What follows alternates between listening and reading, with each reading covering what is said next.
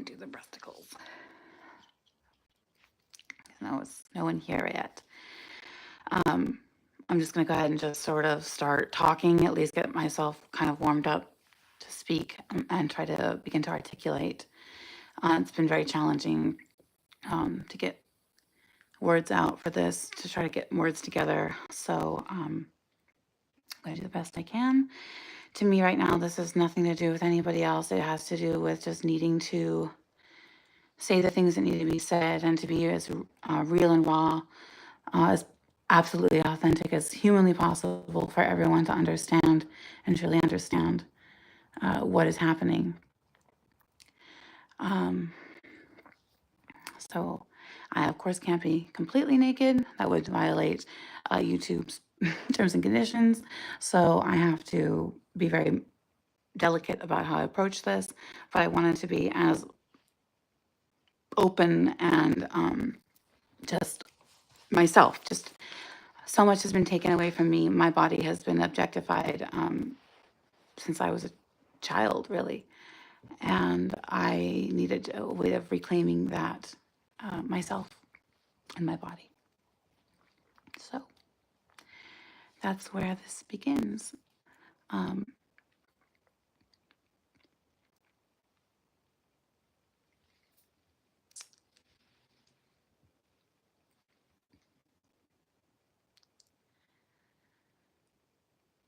We're not quite at 7 o'clock yet. I'm a little early. I want to just see if I can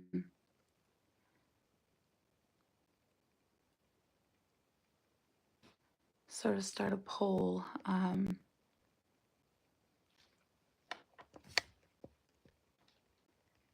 Do you know somebody?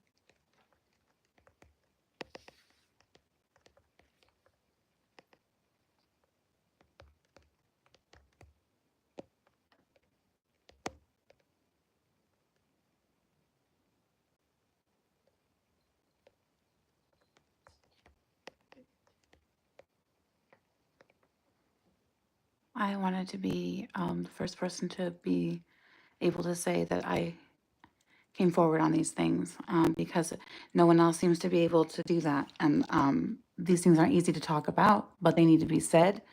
And for people with schizophrenia, the statistics are just, they're unsettling, that people with schizophrenia are 14 times more likely to be victims of violence than they are to be perpetrators of it. And so today is about just bringing you into my world and telling you how it all started for me. And that began, of course, as in childhood. 9 out of 10 people with schizophrenia have a childhood history of trauma. And when we say trauma, we're not talking about the boo-boos and the scratches that you get when you're a child. We're talking about having a piece completely shattered and having your identity completely refracted and not being able to know who you really are for so much of your life because of generational trauma and things like that. So I wanted to begin by saying that, first of all, they wouldn't let me be fully naked on YouTube. I'm here bare from the shoulders, as bare as I can be. I can take off my bra, but I can't obviously show you my entire chest. So you can see about this much. So I'm here, bare. You can see my tattoos, but they probably won't let me show you everything. I'm wearing a pad right now. Honestly, I told you I would be honest. I told you I would be completely real. And just let you know what was happening and where I'm coming from. And this is all that remains. This is the naked truth about schizophrenia and violence and trauma. And I'm just going to have to keep,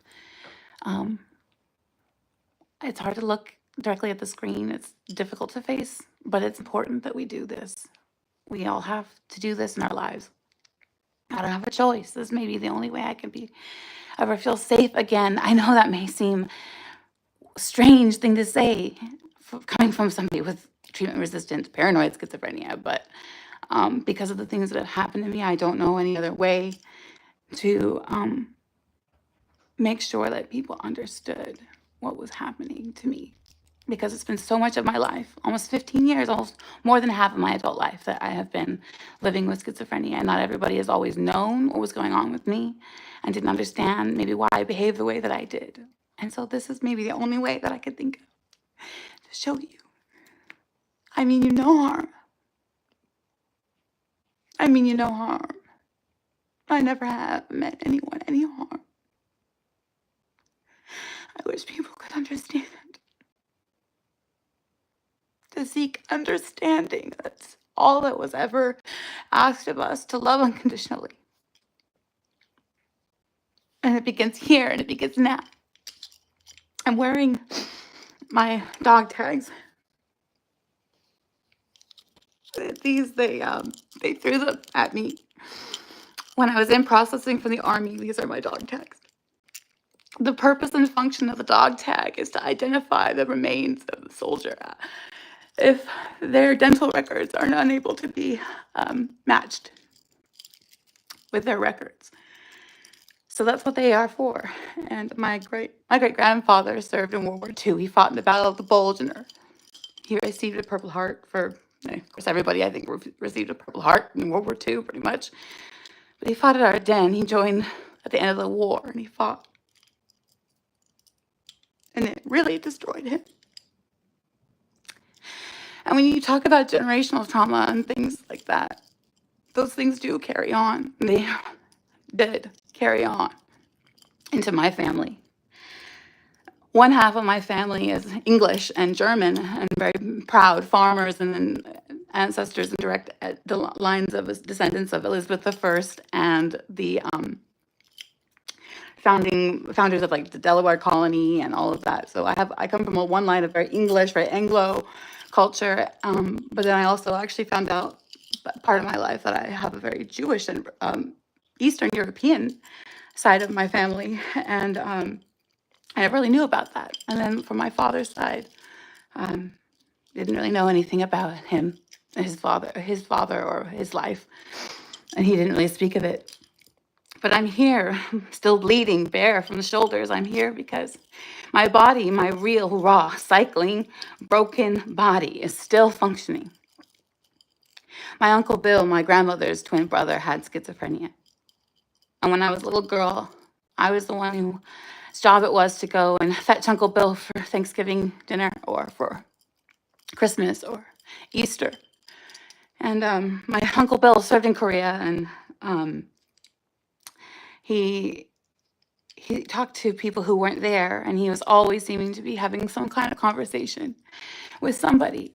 But he would still talk to you, and gosh, he sent my mother a birthday card every year for her life. So he was still sort of with us. It was like he lived in two different worlds.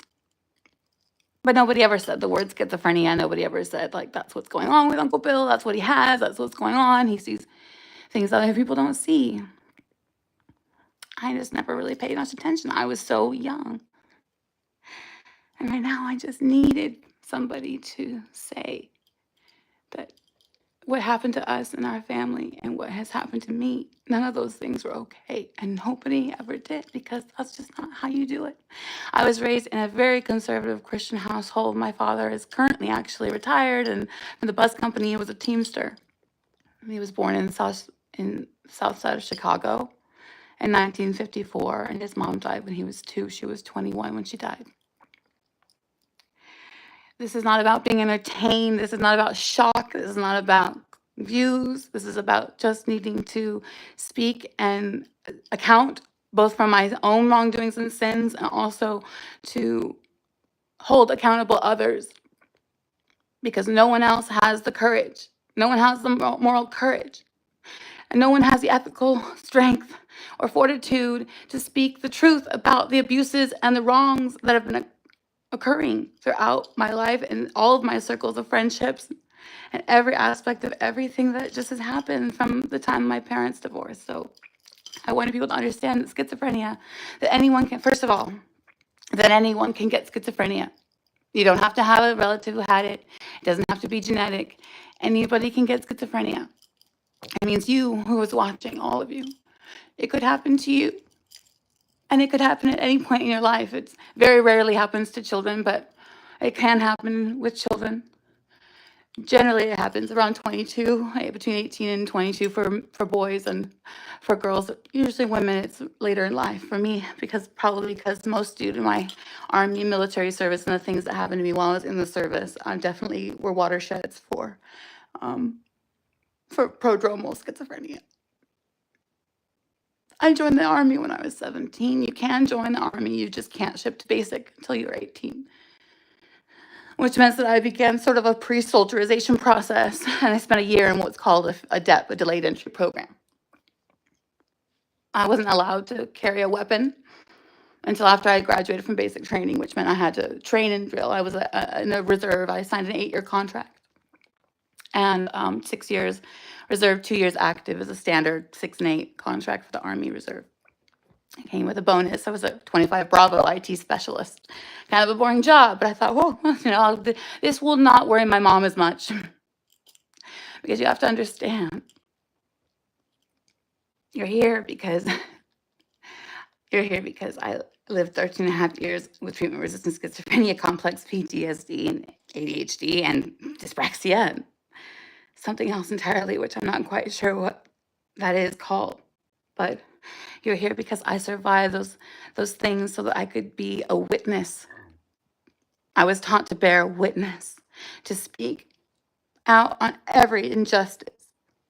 We cannot keep those things quiet. We can't keep their secrets anymore. I can't keep them anymore. It's destroyed me over and over and over again. And I'm still here because I'm bleeding, still here, bleeding out. I'm here because I came from a world that completely shattered, and then it was never the same. It was never the same.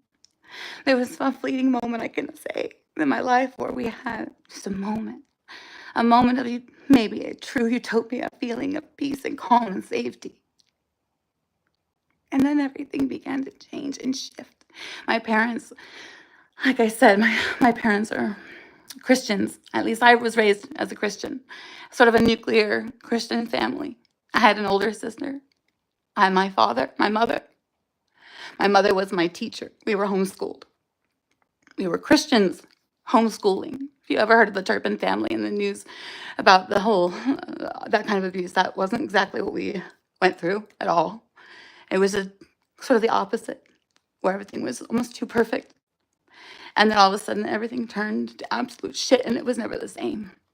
And we went from having a home to being homeless. We went from having sort of some semblance of safety to running away and temporary restraining orders, and then those being completely thrown out the window.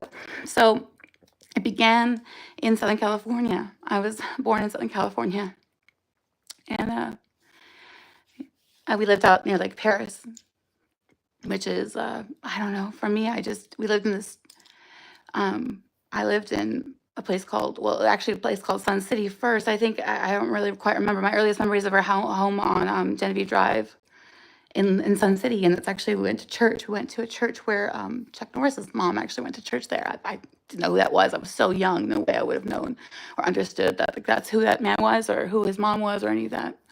Well, they're deeply conservative, their family. And I remember, like, my earliest memories are just of, like, soapbox night, my movies. We made these little soapbox cars, and I was so young. I just wanted to be a good Christian girl. I just wanted to be a good Christian daughter of God. Just, Jesus loves me. That's all I wanted. Just to be good. Just to be good enough. Always just to be good enough. And it was never, never really a problem. I felt like I was loved for a moment, for a brief fleeting moment in my life. My mom loved me, and she held me, and she sang to me. Our home was so full of joy for just such a brief fleeting moment. It was Keith Green and Sandy Patty. It was the 90s. I was born in 1990. It was even, I laugh now because of all the irony of it all. Now, we even listened to the Mormon Tabernacle Choir. We were never even allowed. We had Mormon neighbors. We were never allowed to play with them. We were strictly forbidden from ever talking to them or playing with them. And I didn't know why. I was like, what's a Mormon? I didn't even know. God, I thought we were all just Christians. I don't know what any of that meant. And yeah, I was spanked. We were spanked. My father has a deep voice, a very deep voice. And it was scary, but when I was really little, I always found comfort in it. But there was a time where things changed. For some reason, things began to change because you see, my father, I guess he made a big mistake.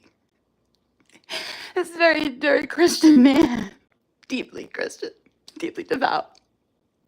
He made one mistake in his life, and that was giving me Star Trek. A few years ago, he actually said he blamed himself for everything that's wrong with me, for raising me with Star Trek to believe in those ideals. Oh, I can't tell you. I can't tell you the pain of that. I can't tell you how deeply that hurt to hear my father say that marriage is a Christian institution and that he blames himself. It's his fault for raising me on Star Trek because you see, Star Trek envisioned a future. And Gene Roddenberry believed in infinite diversity and infinite combinations, and he always wanted there to be gay people on Star Trek, and he wanted there to be gay characters. There weren't any. There was like one episode that they tried, but it was a huge backlash. And it wasn't until Discovery, and then it was like too late, because the fandom just completely like canceled Star Trek. It just divided the fandom. They called it woke and everything. It was like, these are real people. These are real lives that we just want to be seen. Science fiction is supposed to be a place where we can have those conversations and we can be seen. Something changed. You see, I didn't know anything about gay or lesbian or anything about homosexuality. My parents never talked about it. We were never raised on it. It was never anything that we were taught about. Of course not in Sunday school. Of course not. And we went to so many different churches because my parents could never agree on where to go. Calvary Chapel, EV Free, it was this, it was that. My grandmother's like a Baptist, came from like a Baptist, not like a Southern Baptist at all. We're not Southern people. But, we're like Nebraska and all of that area. And my grandmother's an accountant, so I had like my family was my mom, my dad, my sister, and my grandmother, and then I had these mystical cousins, these storied people, my cousins, my grandmother's uncle's family, and my Uncle Jim died of cancer when I was a child, and then we had other deaths in our circles, and it was just hard because there were so many kids left behind from those deaths, and we were all Christians and left behind to wonder why would God take these people away from us. Like one of my sister's best friends in our homeschool group, we were homeschooled, like I said, and I was raised by like sort of like this gaggle of women, my mom's friends who were sort of like my godmothers, and we had a co-op, and so we didn't have to go out to the grocery stores as much because we grew all the food and everybody would sort of like share and everything. And I didn't even know what money was. Like I didn't understand money at all because, well, first of all, there's no real money in Star Trek, at least not in the Federation. And I was maladaptively daydreaming all the time, and I was Janeway all the time, and I was running around all the time, taking the vacuum cleaner apart and just trying to be Janeway and trying to like get my crew home and everything. And there was just one couple of things that happened that really changed everything in my life. Just changed the way I saw my parents, the way I realized that they were not quite who I always thought they had been. And it was Christmas Eve. Christmas was my favorite. Christmas, how could it not be any Christian's favorite holiday? Christmas, Easter, those are like it. You have to be like crazy not to love Christmas. The caroling and the decorations and the arts and the crafts and the caroling around the neighborhood. And our neighbors actually did like let us in and give us cider and cocoa, and we would sing for a moment. There were times. And there was one year, I was so little, I don't remember how old I was, but I was really little. And I told you my father spanked us. I don't know, I guess Janeway, that was like the little Janeway in me. I always said, look, I'll go first. And my dad used to cry, but this time he was so angry. He meant it. He really did this time. I really ruined everything. That was it. Because they gave me this fucking candy cane filled with M&Ms, and I had I was hyperlexic. I was reading like a college I think it was college level by the time I was like so little. My dad raised me. I learned to read the Bible. We were reading the Bible, memorizing the Bible, and I was reading the Bible in church and everything aloud. And when I was like really little. And so I was like hyperlexic. I was really sensitive to language, just certain language words, semantics, things like that, the meaning of things. And, oh, didn't you mean this? What did you mean? And just like I would get really upset when things weren't like, just like fairness. It was just really, I was hard. And people always told me to shut up because I was always tattling because people were just not playing by the rules and being fair. And and I just didn't get along, but very easily with other kids. But I was homeschooled. We had friends. We had homeschool families that we were friends with. So I wasn't completely isolated. It was just that, like, I didn't understand things like money. I didn't understand, like, that you needed money to get along. And I can't remember. We were in Walmart. I was so little. It was my earliest memories, core memory, being in the store, and my sister starts putting these. I was really little. I must have been 3, 4, or 5. I don't know. My sister starts stuffing these flowers into my jacket, silk flowers, fake flowers, or whatever, artificial flowers. And my parents catch on to what's happening, and I have no idea that we're stealing. I don't even know what stealing is. Of course, I'm such a little kid, and they just get so angry, and they march us to the counter, and they get so mad. And I just, we were just bad, bad, bad, and it was just messages of like either all good or you're all bad. My mother was always holding me, or she was chasing us with spatulas and wooden spoons and things like that, and then telling us, wait till your father gets home. And my father was scary, and it was just hard because he would cry, and then he didn't want to really do it. And I would just be like, it's okay, I'll go first. No matter who was wrong, I just had to get it over with. I just needed to have it over with. But this night was different. This night was different. Christmas was different this night because Christmas was sacred.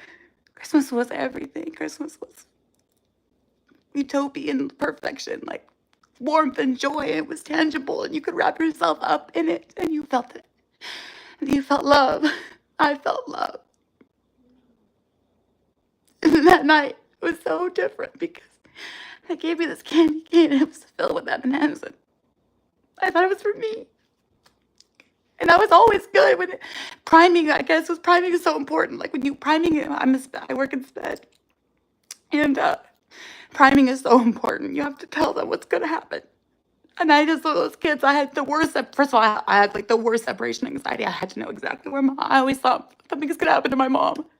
If my mom left my sight, I thought she would never come back. I would never see her again. And I was like that from a very young child all the way through life. Just always. I thought that every time that my mom walked out the door, it would be the last time I would ever see her. And I suffered so badly because of it, because there was never any consolation. I was just kind of left to be just crying. When those cousins came, I talked about earlier, when my cousins came, my uncle Jim's family, his wife and daughters, my cousins came to visit us. They were the cousins who wore the long denim skirts, and they never wore pants, and they lived on a farm in Omaha, Nebraska.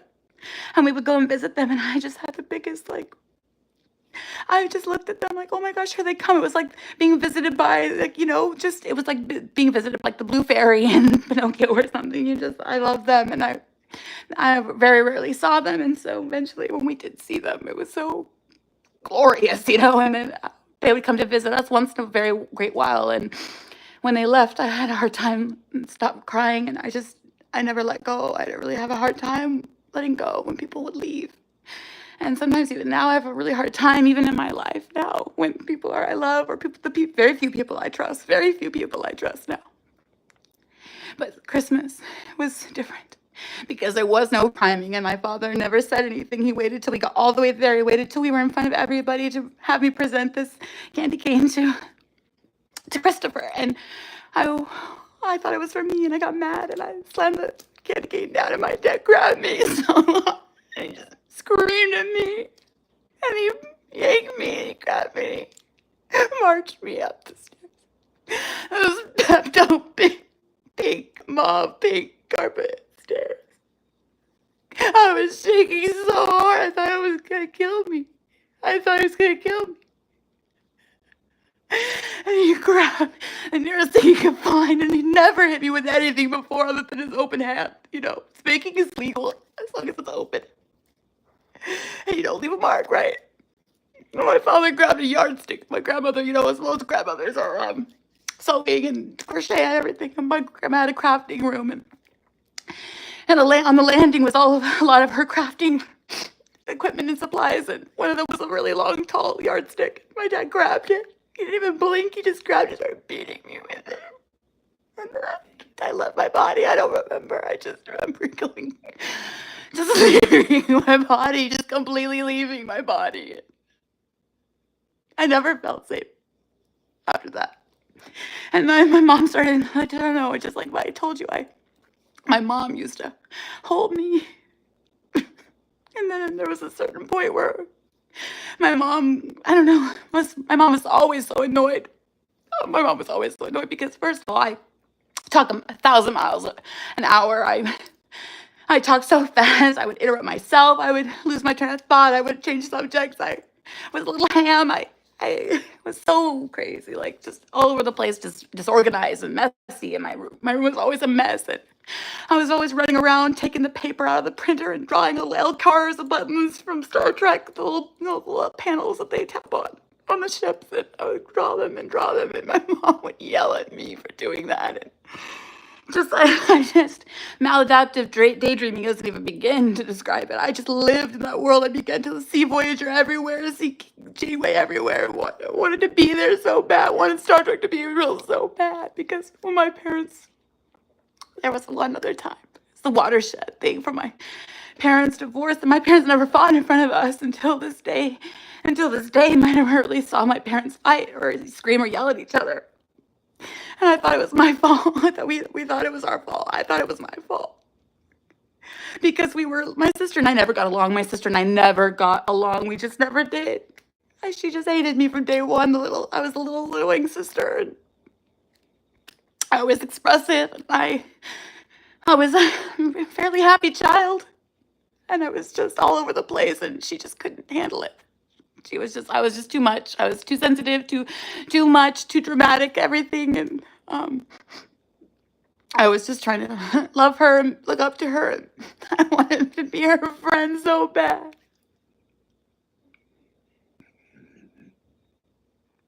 I didn't understand why she didn't love me. What was wrong with me?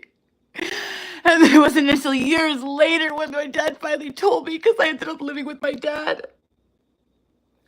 And my dad told me that when I was a little girl, my mom thought I had a natural obsession with Janeway, that I needed to see a shrink. And that he had told her it was nothing like that it was just hero worship. You see, when you're a little Christian girl in a Christian family, you only watch what your parents will allow you to watch, right? We didn't watch anything with like magic. We didn't watch anything about witches. We were not allowed to watch Hocus Pocus. We were not allowed to watch Cinderella. We weren't allowed to watch anything about magic, basically, or sorcery or wizardry or any of that. And so my mom screened everything. We weren't allowed to watch anything that my parents did not approve of. So it was fine, fine by me, I guess. But it was just like it was just interesting because when I went to school, I didn't know anything about what anybody was talking about, especially Disney. The only movies I was like really watching when I was a child were like musicals. I watched musicals. I watched Mary Poppins. Weird because Magical Nanny. What the fuck? What the fuck? Magical Nanny comes down from the clouds. Like I actually wrote a letter to Mary Poppins. I wrote a letter to Mary Poppins and I took it to my parents and I said, I want to write a letter to Mary Poppins. Who should I address it to? Where does she live? And then my dad was like, Cloud Nine. And I wrote that down. Oh, brilliant, I've never heard back, of course, but it was like, oh, fuck. And it was just like there were things that were talked about, and the things that were talked about and were really focused on when I was really young was like the fruits of the spirit and unconditional love. And 1 Corinthians 13, love is patient, love is kind, it does not envy, it does not boast.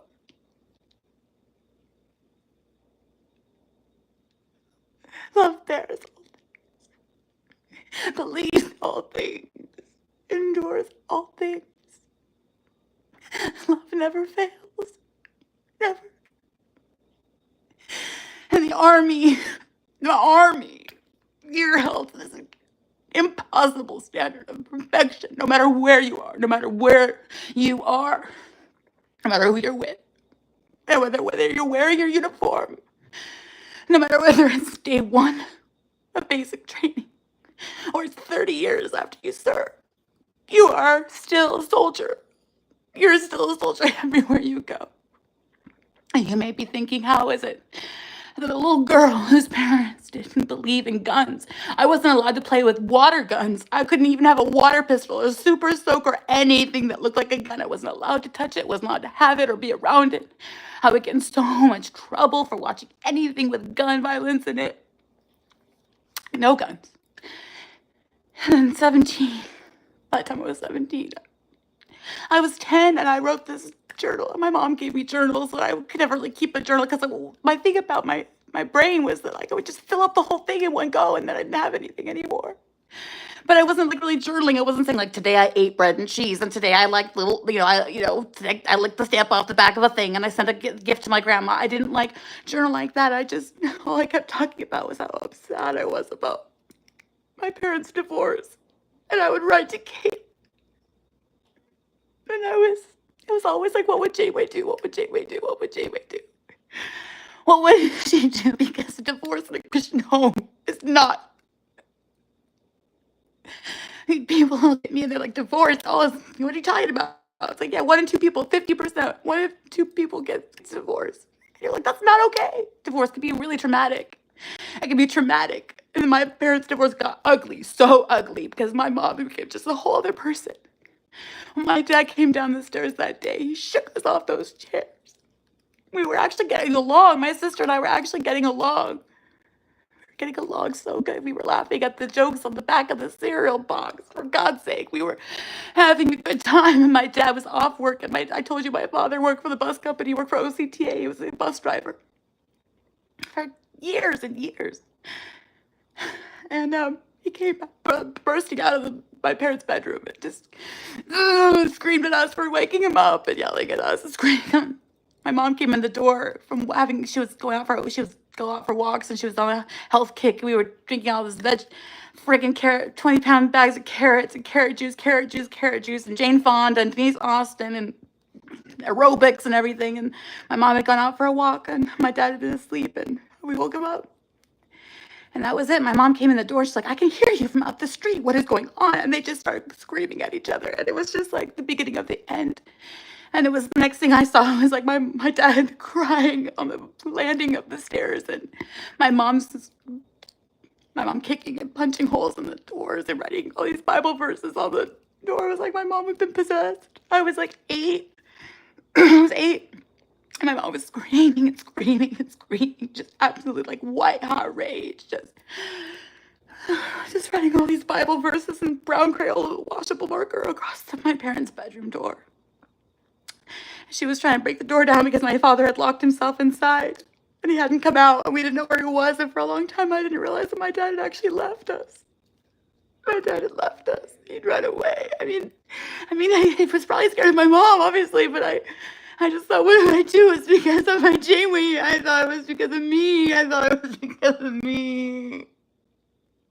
Because my dad had probably tried to defend me, and I didn't know anything about Evan or any of my mom's past. You don't understand. I didn't know who my parents had been. I didn't know about their past lives. I didn't know about the traumas and things that they had been through. I didn't know anything about them, really.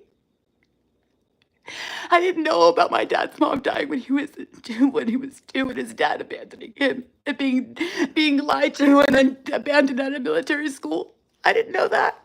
My father never talked about it. I understand why, but I just never could connect with my dad except through Star Trek, and I thought we could always have something to talk about. We were always going to have something to talk about. We were always going to have Star Trek. We were always going to have that. The first duty is to the ship. That there are 3 rules about being a Star Trek captain. That's keep your shirt tucked in, go down with the ship, and never abandon a member of your crew. Never. In the Army, it's never leave behind a fallen comrade. And I'm your flesh and blood. And the Bible said that God knew me as I was being knit in my mother's womb. That He knows me. He made me.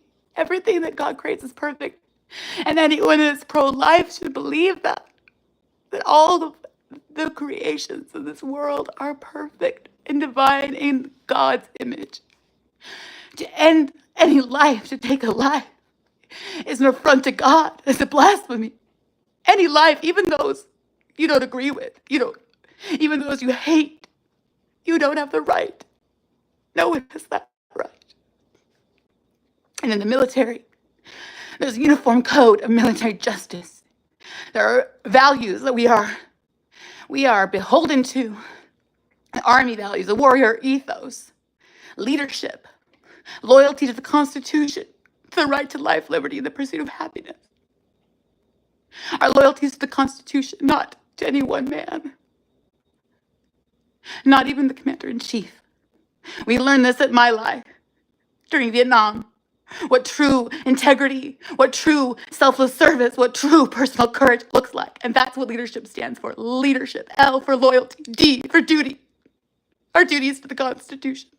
Our duty is to ourselves. Our duty is to our battle buddies, our brothers and sisters in arms, and to our fellow Americans, and to all of our allies and the people we are sworn to protect.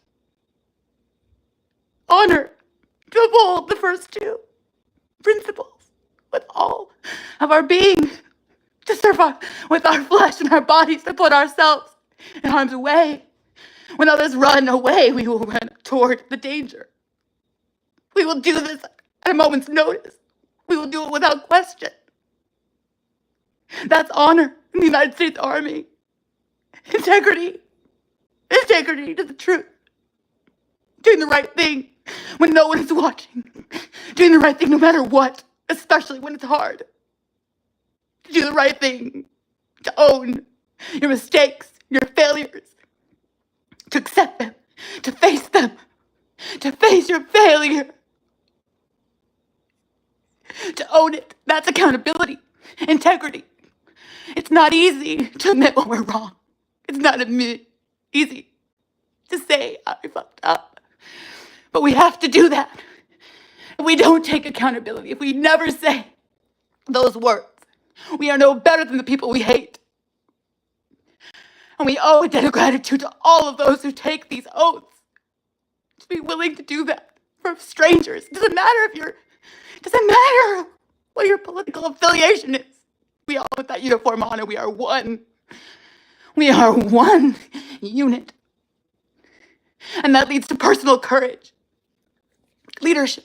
We talked about selfless service. Selfless service.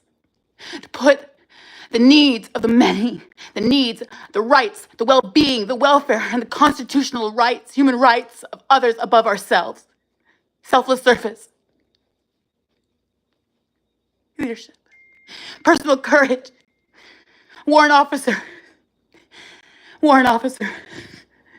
who stood in the midst of a slaughter of innocent Vietnamese men, women, and children. Babies were bayoneted at My Lai. All for rights they weren't sure. They didn't know who they were. They thought the villagers were Viet Cong in disguise, and they didn't know.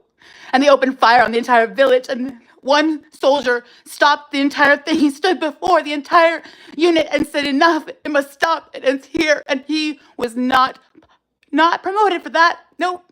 In fact, the man who actually led the unit was basically let off the hook later on. But My Lai is the example I look to for personal courage as a soldier in the United States Army when I was serving. And I'm not in the service anymore, but I will always be a United States soldier. And when things happened to me in the Army, I spoke. And I did everything I could. And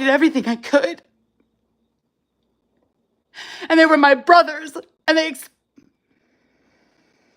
they were my brothers. When I joined the Army, I looked at them. I looked at them as brothers, the ones I never had. I didn't know my brother. I didn't even know I had a brother. I didn't know my father had other children before me, my sister and I, until I was 12. And I joined the Army thinking, I don't know, I was going to join the Army. I used that journal. I made this plan for my life. I was going to get in the Army, go to college, become an FBI agent, and then teach. I was going to do these things. Because I was going to make a difference in the world. I was going to make a difference. I was going to find my way back home. I was going to find a way back to sanctuary. And I joined the Army thinking I could just, it was under Dumbass Hotel. It was 2007 and I was 17 and it would not gone well. This whole thing about my being gay. I am gay and I'm not ashamed of it anymore. And I wasn't. But my mom tried. She did everything she could. She sent me these pamphlets on Exits International, and my parents tried to persuade me against joining the Army. And my mom even said, "What about Donald?" And telling them, for some reason, I was like, "Oh, do you want me to run away from this forever? If I just bury it forever, wouldn't that be for the best? Wouldn't it be for the best? I would never have to deal with it because service to my country is service above self, and so I wouldn't be joining the military to date people." And lo and behold, basic training comes around. Who gets fucking busted? A bunch of these girls get busted for bunking with each other in the middle of the night. Ugh. I was not one of them because I focused my entire experience on just trying to be the best soldier I could be. I had joined as a 25 Bravo, but then things didn't work out at home for me going to college. I was going to Cal State San Bernardino, and I was a theater ed major, and they put me in the wrong room, and I couldn't afford it. So I went back to the Army, and I said, "Listen, I know I'm in ROTC here, but I can't wait 2 years to get on scholarship for ROTC. So I need to do something. I need to go back to the Army and get myself back because I was supposed to ship, but I didn't because my dad had a cancer scare." And I asked my recruiters if I could delay my ship date. And they did. We did. I was supposed to go to Fort Jackson. I ended up going to Leonard Wood for Easter, actually. And I did. My parents finally signed. You have to, when your parents are divorced, especially, you have to have both of your parents sign off because they had joint custody and everything. So they had to legally say that each of them was okay with it. And so they signed off, and I trained in the DEP. Actually, it was assigned to a unit. I went to train at the 349th Combat Support Hospital in Bell, California. And I had some great, wonderful people. There were days where I couldn't even get out to drill because I didn't have gas money. I finally got my license when I was 16. That was the year I was diagnosed with generalized anxiety disorder, and that's when things really started going off the rails because my mom. There were a lot of different things that happened when I was in high school. But one of the things was that there was a huge fight and altercation between my sister and I over some facial cleanser that devolved into her. Actually, she struck me several times over the head with a remote control when we were teenagers. And my dad was at work when this incident occurred. And my sister and I had fights before, but nothing quite as bad as this. And she hit me over the head several times, and there was blood everywhere. It turned out to look worse than it was, but I did have a cut over my eye, which was reported to CPS. And I haven't even talked about Al. I haven't even talked about my ex-stepfather because I have a half sibling, and I hate to bring them in, but it's just I was here for all that time before my sister was born, dealing with everything that he did to our family. And I joined the Army was my way of actually getting away. And I didn't think my mom was ever going to leave Al. And when she left my dad, we didn't have any single solitary moment of peace. We were homeless. We were evicted. We were in battered women's shelters because she was dating all these different guys. And then she started off with her ex-boyfriend from high school. And I actually love him. I love him. He's a good guy. He just wasn't cut out to be a father. It's okay. He had alcohol problems. He had violence, temper issues, and all of that. And I know I'm jumping around, but you have to understand, it's I've never really talked publicly or quite this openly about these things, and it needs to be said. These needs to be said because I love my mom and I love my dad. They're broken people too. They lost so much. My mom's dad died when she was 16, going on 17. The week before her 17th birthday, he dropped dead of a heart attack. He was a plumber. He was a AA minor league Dodger in Los Angeles, and he became a plumber. He was out on the job in Culver City, and he died of a heart attack. He was 43. So my mom lost her dad. My dad lost his mom. But my dad was so much older than my mom. I don't know. My dad got saved. He was kind of rebel without a cause, very James Dean. And my mom was like, the band's going to make it, kind of a groupie, kind of a chick. And he got saved, and he told my mom, we can't be together. We can't cohabitate if we're not married. And so that's kind of how it began. My mom thought she was going to create some stable life for herself and a whole new thing. She was going to get away from all the drugs and the band and the music and everything like that. And she was going to, be saved. And she was live a Christian life and that everything was gonna be happy ever after. But that just didn't happen because she just has fought all this time to against who she really is. She struggles with her, like, even being pro-choice. It's hard because as a Christian, like, you're taught that, like, pro-life, pro-life, pro-life, pro-life, you know. But as a woman, you're thinking all these men, all these sitting in these rooms, just constantly just judging us and getting to say everything that we about our bodies. And I haven't talked about the sexual assaults and the rapes yet. Like, I haven't gotten there because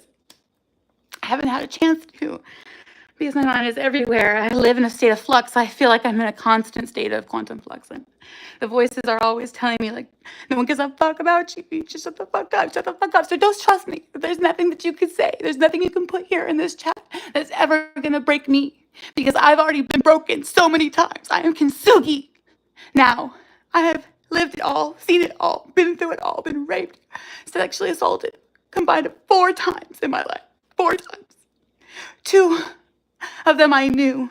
One of them was my ex-boyfriend. It was my first boyfriend. I was still trying to decide that I was bisexual and I wasn't gonna be gay, fully gay. I can't be fully gay. There's no way I could ever do that. I could ever embrace that being my true self. If that's my true self, I'm going to hell. I'm going to hell. I'm going to hell. I can't be truly gay. And I was told myself, I'll just tell everybody that I'm bi. I'll tell everybody that I'm just bi, and that I'll just keep dating boys, and I'll date boys, and I'll do this for as long as it takes until they convince me that this is who I am. But my first boyfriend, David Graham, Fitch Middle School, Seaside, California, 2004. I had a group of friends, like my goth friends. My mom hated my goth friends. Ariel and Bailey, they were dating each other, girls who were dating each other. And of course, my mom was like, what the fuck? This is wrong. What the heck? And then she was like trying to discourage me from hanging out with them, of course, and bad influence, bad influence. But what she didn't understand is that I was already dealing and grappling with feelings that I had about girls and crushes that I had, and trying to sort it all out. But I remember one time my mom saying to me, you like Bailey as more than a friend. And I was like, no. And this is true. Actually, I didn't have a crush on her, but I was having weird dreams about both of my friends and everything like that. And I did have those things happen where I even said to them that I'd had those dreams, and it created sort of a rift, awkward rift. But my mom just never made it comfortable. She's like, she got so mad when she found out that I'm gay. And when she found out, it was through a journal that I'd kept with my first girlfriend. But David was my first relationship I ever had. It was in 8th grade.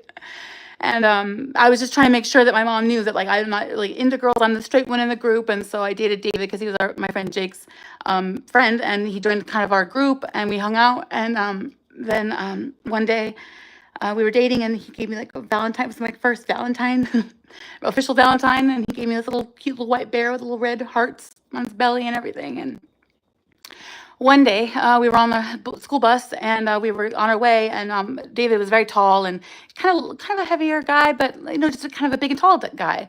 But he was a good-looking guy, I guess, and he had blonde hair and blue eyes, and I was just like, okay, whatever, cool.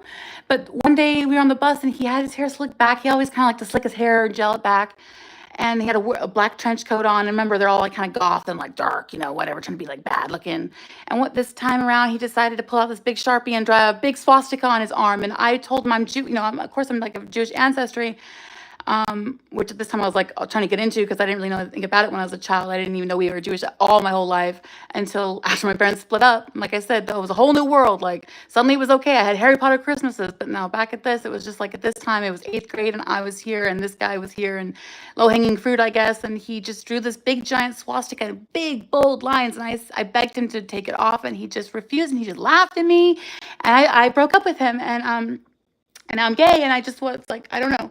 But years later, he joined the Marine Corps, and then my friend Jake joined the Army, and so we all kind of reconnected later on. And in 2017, the week of the shooting in Vegas, the mass shooting, my sister lives there. I have a half sister who lives in Henderson, and I wanted to go see her, and I wanted to let the city and my friends and family that I know there know that I'm not gonna let people scare us from scare us out of going to Vegas. We're gonna go to Vegas. We're gonna go see Billy Idol, and I got these tickets for Billy Idol.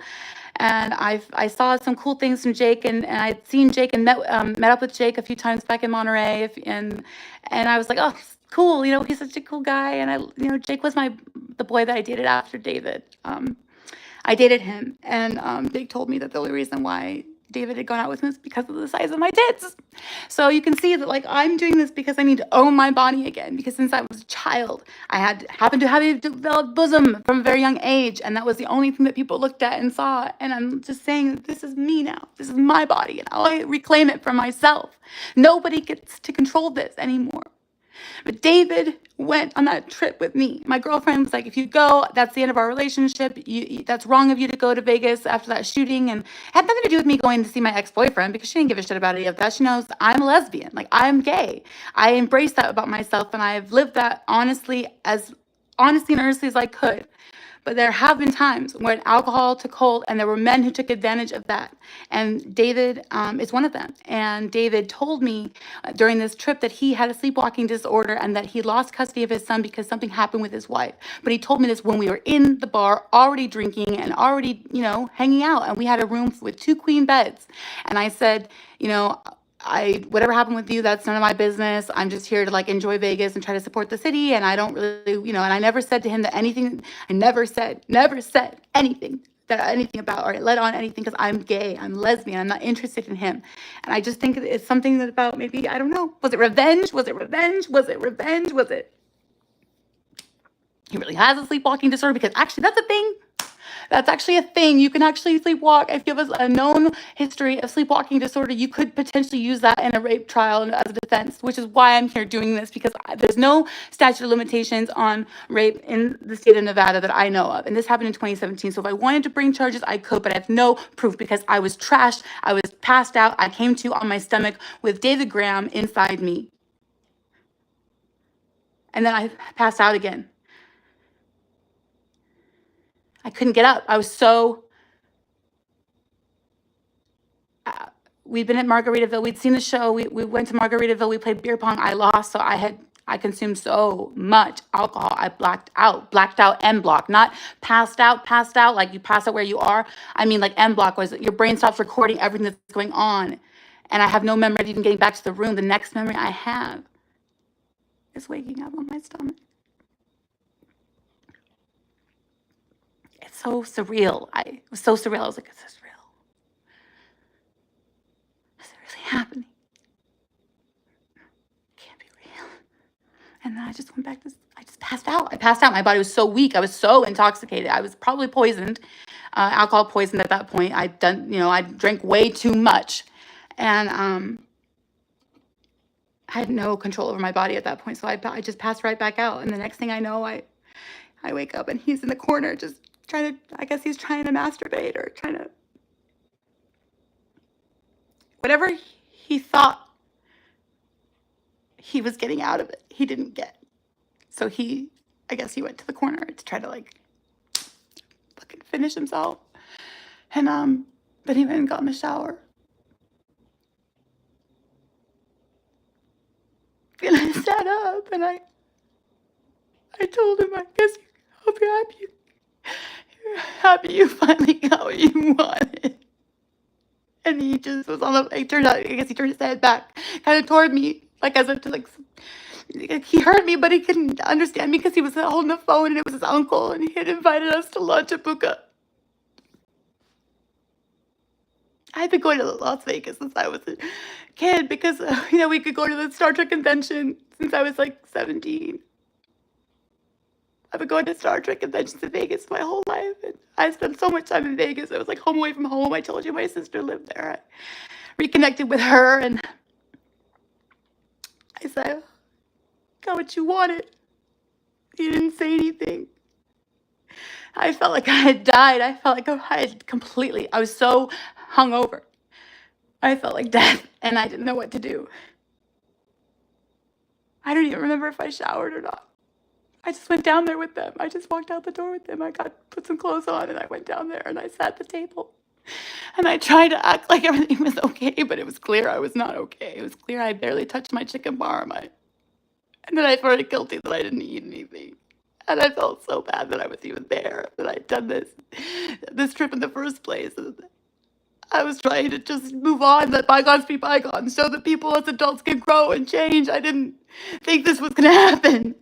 I didn't know it was going to happen to me.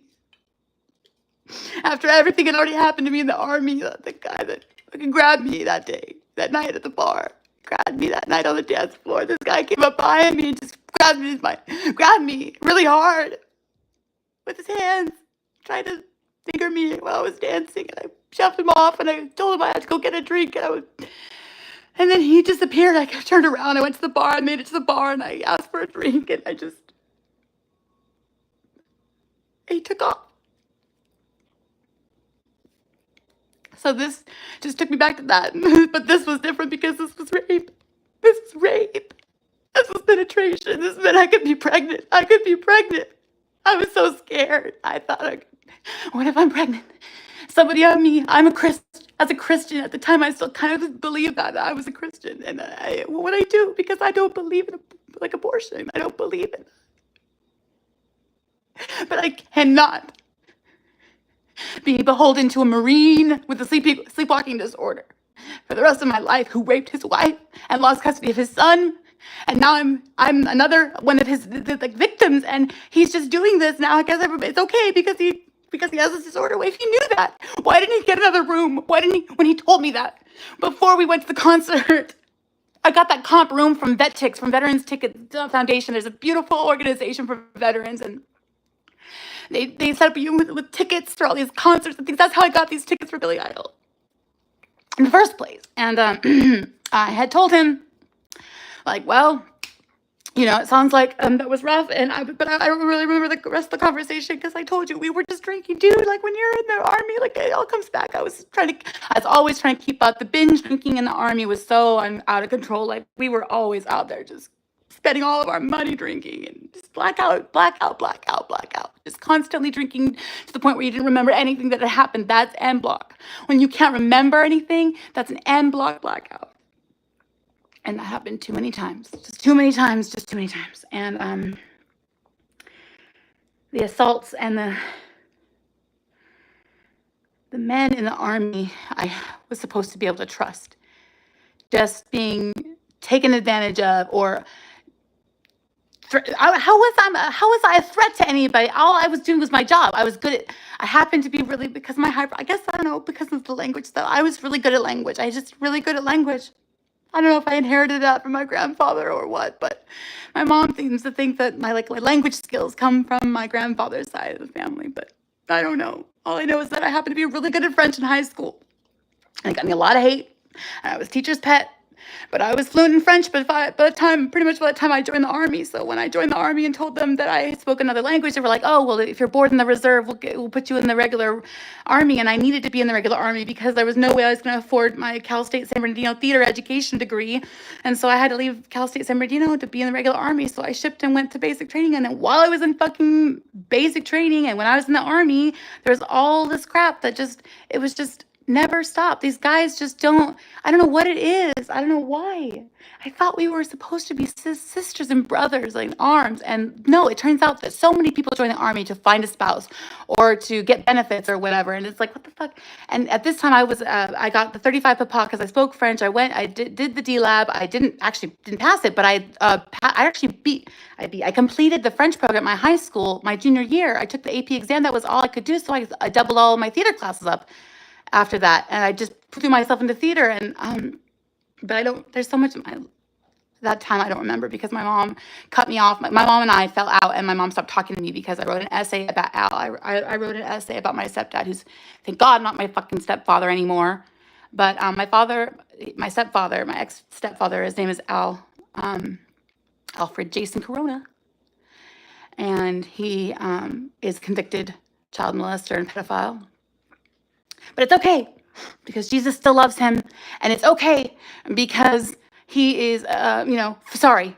He's just so sorry, or there was a misunderstanding, or this is a setup, or I was on drugs, or it's all okay for some reason or another for Al to torture, mutilate my sister's cat after molesting her and threatening my mother and with a steak knife and repeatedly throwing her over a couch and pulling the keys out of moving vehicles and throwing all of my fucking Journey CDs out the window because they reminded him of my mom's ex-boyfriend, who then he used as an excuse to try to kill my mom in front of me when I was 11 years old. But that's okay. It's all okay. Thank God he's not in my life anymore. Only because I have a sister who I love and cherish, and they are my world, and I love them. And I do everything I can to honor and preserve the relationship that they had with their father. But that was all, unfortunately, for me, a sham and a lie and a cover to try to make the world think that he's a good person. And he's not a good person. He uses religion, he used the church to manipulate my mom. He was always saying, it's okay, they're here from the church, they're here from Celebrate Recovery, everything's gonna be okay. And that's why I left. That's why I left, because I was supposed to be the one that my mom kept safe. We were supposed to be the one she kept safe. And when my mom came to me and said, oh, you know what, that's okay, pack your bags. Pack your bags, I'll call your dad right now. Pack your bags, I'll send you right back to your father. You can go live with your dad today. And all I kept saying was, I want my mom back. I want my mom back. I don't know you anymore. Who are you? Who are you? You're not my mom. This is not my mom. My mom is my protector, my guardian, my angel, my saint. And my mom did not protect us. My mom swore over and over again when we were in the shelters, when we were sitting there, my mom would say, I wasn't abused enough. It wasn't bad enough for us to be here. We should go back. And we did. And we went back and it would get worse. It would be okay for a while because there was a cooling off period, and then things would get really bad again. And we would be on the run or we'd be evicted. And I would be the one dealing with the eviction notices, the pay or quit notices. And I was still maladaptive daydreaming, and I still wasn't really heavily socializing very well and adjusting to everything. And I was just escaping more and more into Voyager and Janeway. And night after night, I would spend hours upon hours upon hours watching Voyager reruns, just writing down all the technical jargon and all the quotes and all the things that Janeway would say to hold on to something, some semblance of peace and calm and love and goodness and righteousness and justice in the world, because my mom had betrayed all of that for this man who was nothing. What was he for? What was it all for? What was it all for? There was no reason for any of it. No reason. What was it? For some good food? Because he could cook? Because he played guitar, which he never let me even touch? I remember the first night I knew something was wrong with him, because he sat down next to me. It was late at night, and he was showing me all these conspiracy theory websites about UFOs and government conspiracies. And he sat me down and he put his hand on my thigh. And I was 10 or 11 years old. And this grown man, this 40-year-old man, 35, 40-year-old man, put his hand on my thigh, and he was not my father, and he had no right to touch me. And he put his hand on me and began to tell me the most bald-faced, pathological lie I've ever heard in my life, which is that he was a Marine, that he ever served in the Marine Corps, that he dragged his dead wife and child's bodies across the Gulf, and that he had combat PTSD and all this crap. And then he looked at me and cried and bawled into tears. And I, at that moment, knew something was wrong. Something was wrong, and I had to leave the room. I had to excuse myself. I had to get out of there. My big mouth. Everyone says I have a big mouth. And everyone's going to see this. Later on, people are going to say, oh, there she goes with her big mouth. She's airing all our family's dirty laundry. Well, you know what? You didn't do right by us. You didn't protect us. You didn't do right by your kids.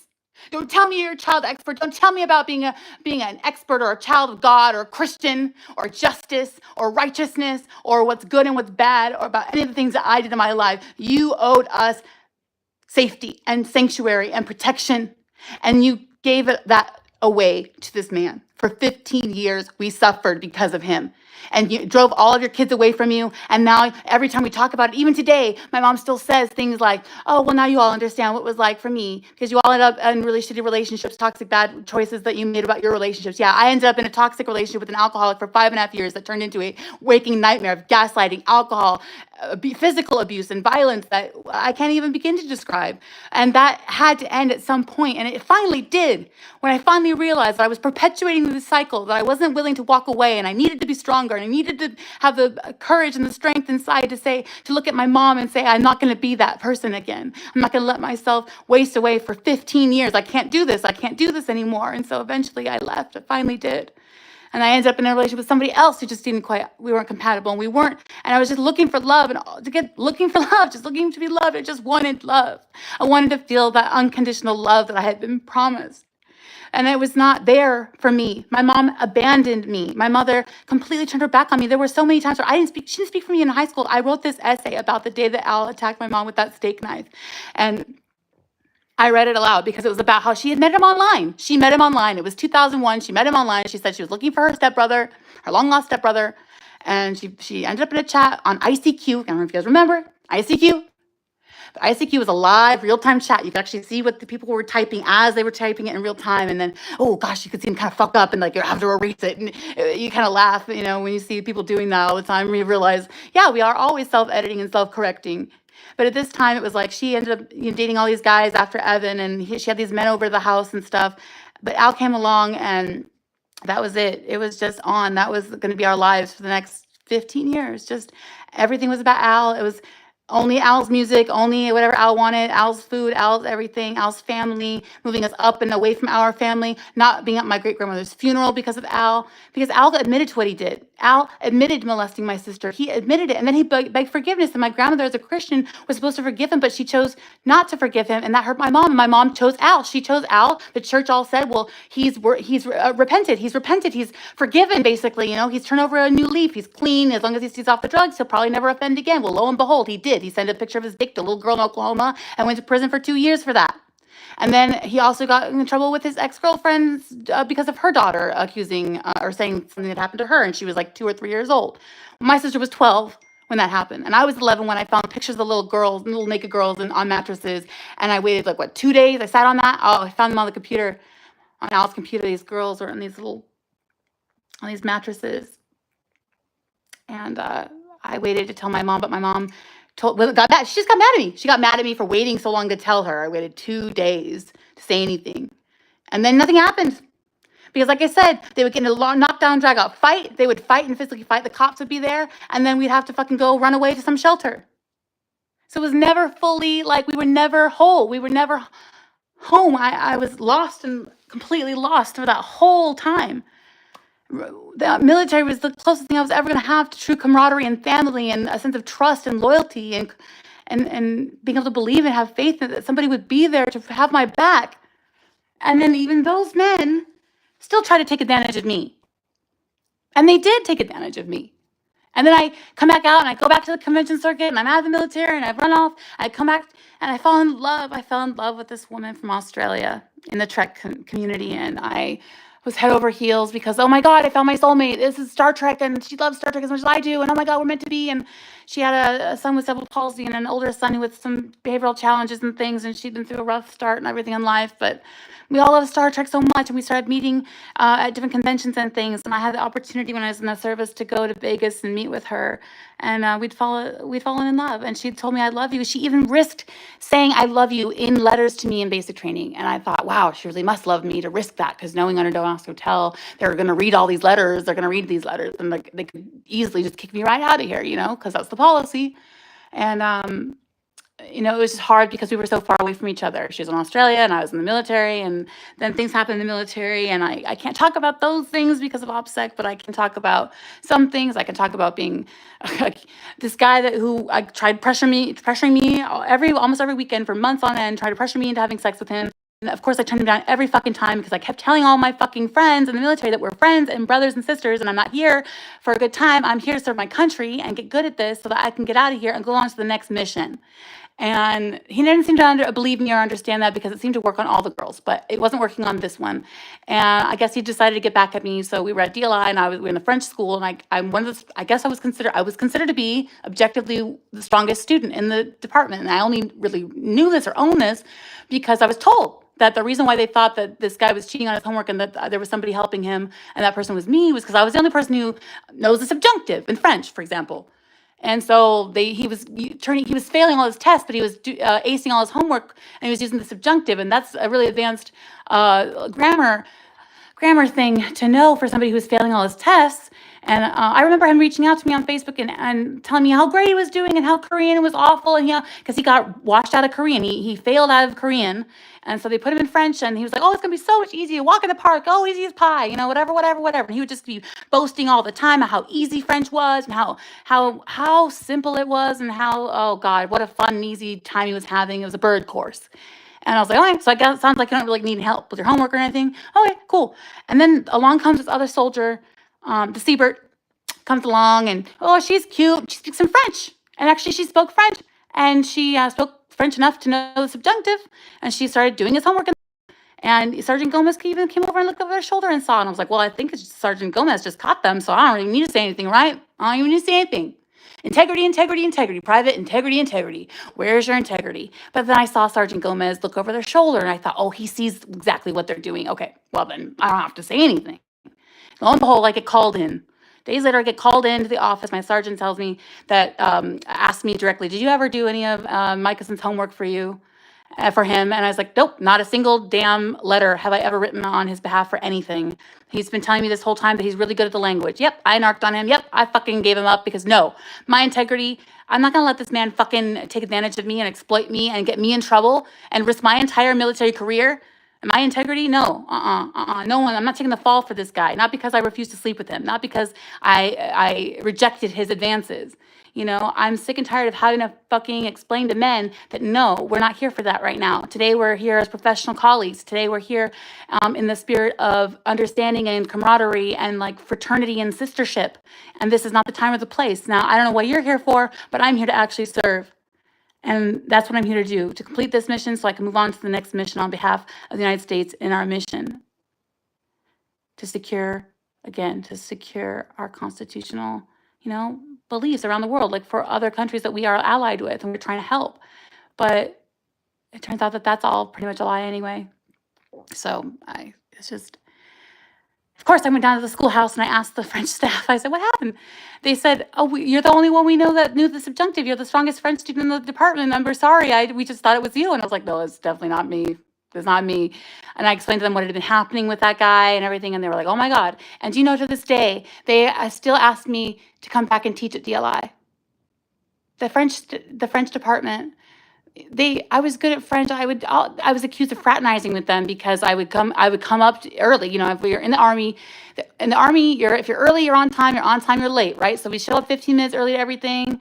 And so I show up to the schoolhouse ready to go. And of course, if they were coming in, we would greet each other and we would say hello. And then we also, we all had calendared like speaking sessions for the OPI, which is the speaking portion of the DLPT, which is the battery exam for the language that you take at DLI for your target language for the job that you have. So that was what we did. So I had to go through that course, and we had to go do speaking lessons. And of course, we had to sign up for at least one or two, once a month or whatever, once a week or so. And so I would sign up for extra sessions, but that was open to everybody. I wasn't fraternizing at all. I was actually staying on topic and talking about the topics at hand and practicing for the OPI and just strengthening my listening skills for my ear for like different dialects and different accents. Because like I said, I'd already spoken French pretty well by the time I got to DLI already. And so I was able to carry conversations, and I became very depressed because I sustained a shoulder injury and I didn't, I gained some weight and I was on special pops and I had to do double the PT for a while. And I was bound and determined I'm going to get that. I aced that PT test and I got a 300 out of 300. And I was so proud of myself. And I was just acing it. And I was doing really well. And then this Marine Corps SEAL captain comes to me and he says, you know, hey, they're like kind of being like showing you some favoritism. And we're like not cool with that. And I'm like, what? These are like Marine Corps SEALs. Navy SEAL captains, and Marines, of course. There were Marines, there were Army, it's a joint service. Everybody from every branch comes to DLI to study language for whatever their job is or whatever their mission is. And so we had Fulbird Air Force Colonel, and his wife. We had majors and colonels, FAOs, foreign air officers, and I was hospitalized in 2009 or 2010. And one of them actually came to visit me to see how I was doing. So I guess I did matter. I guess I did make a difference. I guess people did care about me. And I felt so honored that Big Bird came to see me, came to see how I was doing. And they saw that I was not well. They saw that there was something wrong and that, you know, but I was doing the best I could. I had tutored them. I had helped them with their French, and they wanted to come and say thank you and tell me that I was important to the mission and important to the unit and that they couldn't wait to see me back. And to this day, like I said, the French instructors have wanted me to come back and teach and have backed my application to candidacy, but I just can't afford to live in Monterey. Monterey is just too expensive. Even Dominique was struggling to live there and afford it. She's still struggling. I think they're all still struggling. So it's just, that's my life, and it's been rough. And I ran away to Australia, and then I got there, and Monica like told me she couldn't be with me. She wasn't even bisexual. So my whole life like came crashing down around me. I was already starting to like see things, and I was ignoring all that. Um, I'm just trying to like move on and move toward love and go toward love, only toward love and joy in this life, make people laugh, make people smile, bring joy to their lives, and bring true happiness from a place of a genuine desire to be good in this world when there's so much cruelty and so much ugliness and so much hate and anger. And all I wanted to do was be a point of light, in that very dark place. And I've managed to do that to a certain extent, but that's why I'm here, because I had to face everything. I had to face that I had hurt people. During my psychotic episodes, during those M blocks, I did hurt people. I hurt people that I love. And I live with that shame every day. I had no control over it at the time.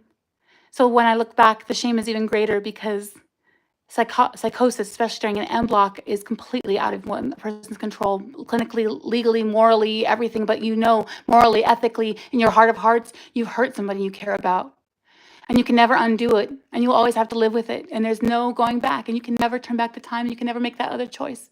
But since that time, I think I stopped drinking alcohol. I had to give up alcohol. There was that point where it was like that happened and I had to, because I had to stop drinking. It was going to kill me or somebody else, and I was never going to let that happen. I wasn't going to let myself ever come to that close to killing the person I love most in my life, my partner, my fiance. I was never going to let myself ever come to the place where that ever happened again, never, ever again. And it hasn't happened ever again to this day, and it will never happen again, because I know I have the help. I had the help. I knew that at this point that there was going to be something other. There had to be another way. Alcohol was not going to be the way out of schizophrenia. It was only going to make it worse. It was going to land me in jail, or it was going to kill me, or I was going to be shot to death by the police. I'd already been hospitalized 4 times for suicidal attempts or ideation, and then a 5th time, and the last time was in 2021. And I actually did try to actually slit my wrist that night, and my partner at the time stopped me, and they got me.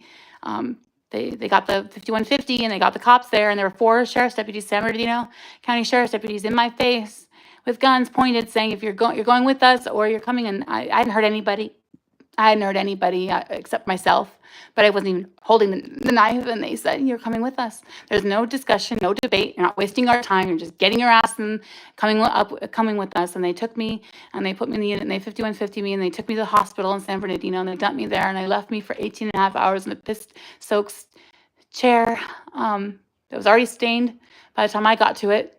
And I sat in that chair for 18 to almost 20 hours with no rest, no sleep, with HD TV running on incessantly in the background, with very little food and cockroaches, and no sleep, and the voices and the hallucinations that I was seeing, the severed limbs and the heads,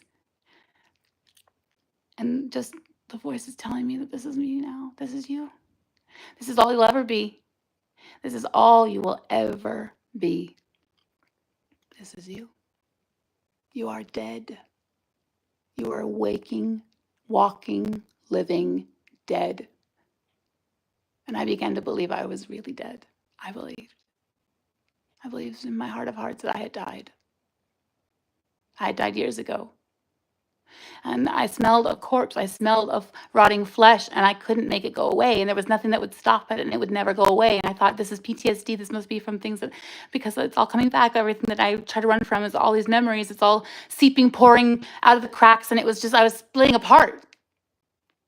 The memories and the emotional dysregulation, it was all just coming apart, and I was just completely erupting, just ruptured, just shattered apart completely, and continue to try to find those pieces and put them back together. And I would try to fill those pieces together and, Kintsugi, but it would just come apart again. And I remember Pam and she would just not let me leave. She never let me leave. She would drink all the time. And when she just was unreasonable, and she would stop me from leaving. And I couldn't be stopped from leaving. You can't stop me from leaving. I have to be able to leave. That's against the law to hold somebody, captive in their home. And there were just so many times where she took the keys. She took my keys. I was trying to walk away from an argument. I told her I was going to Starbucks. I've got to get out of here. I'll be back. This is just too hot for us, between us right now, too heated, and we just need to cool down. I'm going to go over to Starbucks. I'm going to take the car. I'll be back. But I wouldn't tell her how long I was going to be, because I really didn't know. And she just grabbed my keys, and then I called the police, and I said, "Hey, listen, I'm in an argument. My partner won't let me leave." And She threw my keys back at me, and then I grabbed them and I hung up with the police. I told the police, I have my keys. I'm leaving now. I think everything will be okay. And then as soon as I got off the phone, she looked at me like she was going to kill me. And then she jumped behind the car. I got in the car, I started the car, and she jumped behind the car. And she refused to leave, refused to move out of the way. And I just at a certain point, I think she ended up stepping away because I was able to leave. And I went to the Starbucks. This was in Riverside, and I went to the Starbucks and I sat there. I took my laptop out and I got on the line with the domestic violence chat, and I just said that my life is just, I don't know how I ended up in this mess. I don't know how I ended up with an alcoholic who's just like not, like, this person's out of control. This person just doesn't respect my boundaries. I can't get away. I can't get any time to myself. I can't do anything for myself. I have no future. No, there's there's nothing for me here. And then I just started drinking more and more and more and just blacking out more, and just, it was just ugly, ugly, ugly. And that day, she walked to the Starbucks, all the way to the Starbucks, and showed up to the Starbucks and made a huge scene looking for me. And it was a nightmare. And I was on the line with the DV chat, and I just slammed my laptop closed. I didn't want her to see that I was on it. And we were just, it was toxic. I remember there was another altercation. We were living. I was in a teaching credential program. I'd been diagnosed with schizophrenia. I went into the hospital because I was seeing things and hearing things. And my uncle Bill had seen things and heard things. And I had some semblance of schizophrenia because of that example in my life, that my uncle Bill had it. But I didn't really understand what was happening. I thought what was happening was PTSD. It was psychosis that was like episodic, that was just tied to like PTSD. But it wasn't. It was more than that. It was prodromal stages of schizophrenia, and I didn't really realize that until I started calling the police on this man who looked like Ed Kemp. He looks like Ed Kemper. He was standing across the street. This man was like 7 feet tall, and he would stand across the street and he would threaten to come kill me and slit my wrist and slit my body open and rape me with knives and everything. And he would tell me he was coming for me, and I would call the police, and I would tell Pam about it, and she would tell me there's nobody there. There's nobody there. And then I finally was like, okay, I've got to go. I read this book. And I was like, oh my God, I think this is what's wrong with me. And so I went to the hospital, and I stayed in the hospital for 2 weeks, and they observed me, and it was around Christmas. And then at the end of that time, they said to me that they were ready to tell me what they believed was the diagnosis, and that they said that it's schizophrenia, and that it's schizophrenia because this doesn't go away. These voices don't go away. Control never stops. He never stops. And he never stops. So I almost never sleep. So medication, I tried Risperdal, and that was the first medication they put me on, but the headaches were so bad. And remember, I was going to be a teacher. There was no way I was ever going to be in the FBI now. But I was going to be a teacher, and so I did. I actually did. I completed a bachelor's degree. I went, got the diagnosis, and I try to kind of ignore it, like go on with my life, like, oh great, okay, I have schizophrenia, now what? I'll just take some medication, and I'll go back to normal. It'll like solve my problems basically, and I'll be back to normal, and I'll get back to normal life. But these other symptoms, there's positive symptoms, there's negative symptoms, and positive doesn't mean good. It means all of these things, these extra things that schizophrenia adds on to my perception of the world around me. And so that means that people are coming at me. Sometimes people come at me with knives, and I flinch. But for 15 years, almost 15 years now, I've had it. So over half of my adult life, I've had some good therapy, and I've had people help me try to ground and try to help me, like reality check. It's called reality checking. When you just check in with somebody else around you, who doesn't have schizophrenia for sure, and you say, hey, do you see this, or do you hear that? And it has to be someone you trust. Because I've lost my jobs because of my schizophrenia. I've lost my jobs, and I've lost so much. I've lost everything. You can't take anything more away from me than I've already lost. I promise you that. I promise you that. You'll never take anything more away from me than I've already lost. But I have been blessed. I have been truly blessed because I have finally found love. Someone that really loves me this time. And now I'm not afraid, and I'm not ashamed anymore. And I'm not going to let these men, I'm not going to let David Graham, I'm not going to let Alfred, Jason Corona, David Graham, Alan, the men who took advantage of me, the man at the club that night who grabbed me, I forgive you all, but you have to understand you must admit what you did. You must atone. You must come forward. You must speak. I admit to what I did. I admit my wrongs, my wrongdoing. I punched one of my best friends because he was sexually harassing who I considered to be my girlfriend at the time. He was smacking her with the poster tube at the convention, and I fucking went up to him and I was like, "Don't you touch her!" And I punched him. I punched him. And then I didn't know I was drunk. I was drunk. I admit I was drunk, but that's not an excuse. And so the next time I remember being at the convention like a year or two later, and I sat down and a table at the Masquerade Bar at the Rio, and this man sat down across from me. It was Ernie. And his eyes got wide, and oh God, jumped back, and I said, "I'm so sorry. Please, please forgive me." And he did. He forgave me, and I realized that not everyone's going to forgive you for those things, but you have to understand he was, in my opinion, sexually harassing her.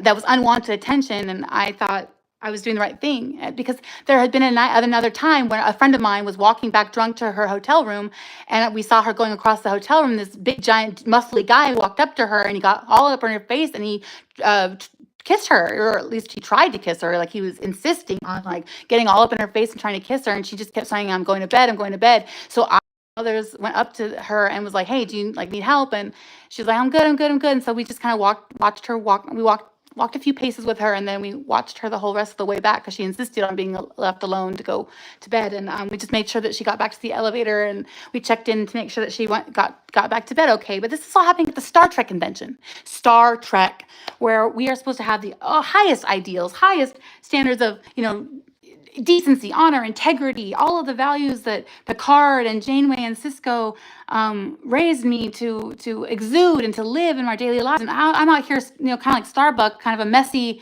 Starbuck Kara Thrace type of person, just like kind of a mess. But I was trying to do right. I was trying to defend my friends. I was young and very young and very much in need of seasoning. And I got that seasoning, but it was just so much to get there, and so much of it. I've just gone so numb, and so it just feels so clinical to have to go through it because, I understand. I'd lose my job, and I would lose my health insurance, and then I would lose my medication, and then I would relapse, and I would be in the hospital again, and all of the suicide attempts and all of that. I mean, I've been more violent to myself than I've been to anybody else in this world. I'll be honest about, at least honest, I can say that. But I dodged a bullet with the Australian woman because it turned out later on that there was something going on there that I'm really not, it wouldn't be right for me to share. But there is a man at the convention who has something going on, and he's doing the wrong thing, and he needs to stop doing the wrong thing, or at least be honest about what's going on with him, because it's a crime to spread diseases knowingly and willfully. And if he doesn't come out and explain and apologize and at least own what he did, that will be revealed later. But that needs to stop. That kind of behavior needs to stop. Like, thank God I dodged that bullet. But it was better that she broke things off when she did, and it destroyed me. But I ended up being stranded. Actually, I stayed in Australia. That's the rest of the story. I stayed in Australia, and I tried to make it work, but I found out that I was on the wrong visa. I didn't have any legal working rights, and I was already working. In fact, I was a nanny. I gotten a nanny job, and I was living in not Campbelltown. Wow, fuck, not Campbelltown. I was living in Bankstown, and I was living with an Australian guy, and somebody I met on the internet through a roommate matching service. And I had got there, and the army didn't actually pay me out on time. So when I landed in Sydney, I didn't have all the money that I needed to give him for the rent for the week and everything. And I needed a certain amount of money to be able to live, but I was waiting for the army to pay me out. So I didn't get the money in time. And I had to explain that to this guy as soon as I got off the plane, that also I didn't have working rights right now. So I was going to have to figure out my visa. Because they told me that, so there's two different visas for like people who want to come to Australia to work for like a year, and it was called the work and holiday visa program. And so I came to Australia on a work and holiday visa program, which was good for a year, and it gave me working rights that I could receive sort of what they call it's like their equivalent of their social security number is a tax filing number, or TFN.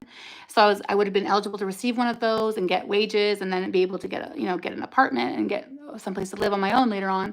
And my goal was to use my benefits to go to school there and to become a permanent resident and stay in Australia, even in spite of the fact that I had been completely dumped and rejected. I was going to make lemonade out of these lemons, and I was going to stay in Australia, and I was going to become Australian. And that was my goal and my intention.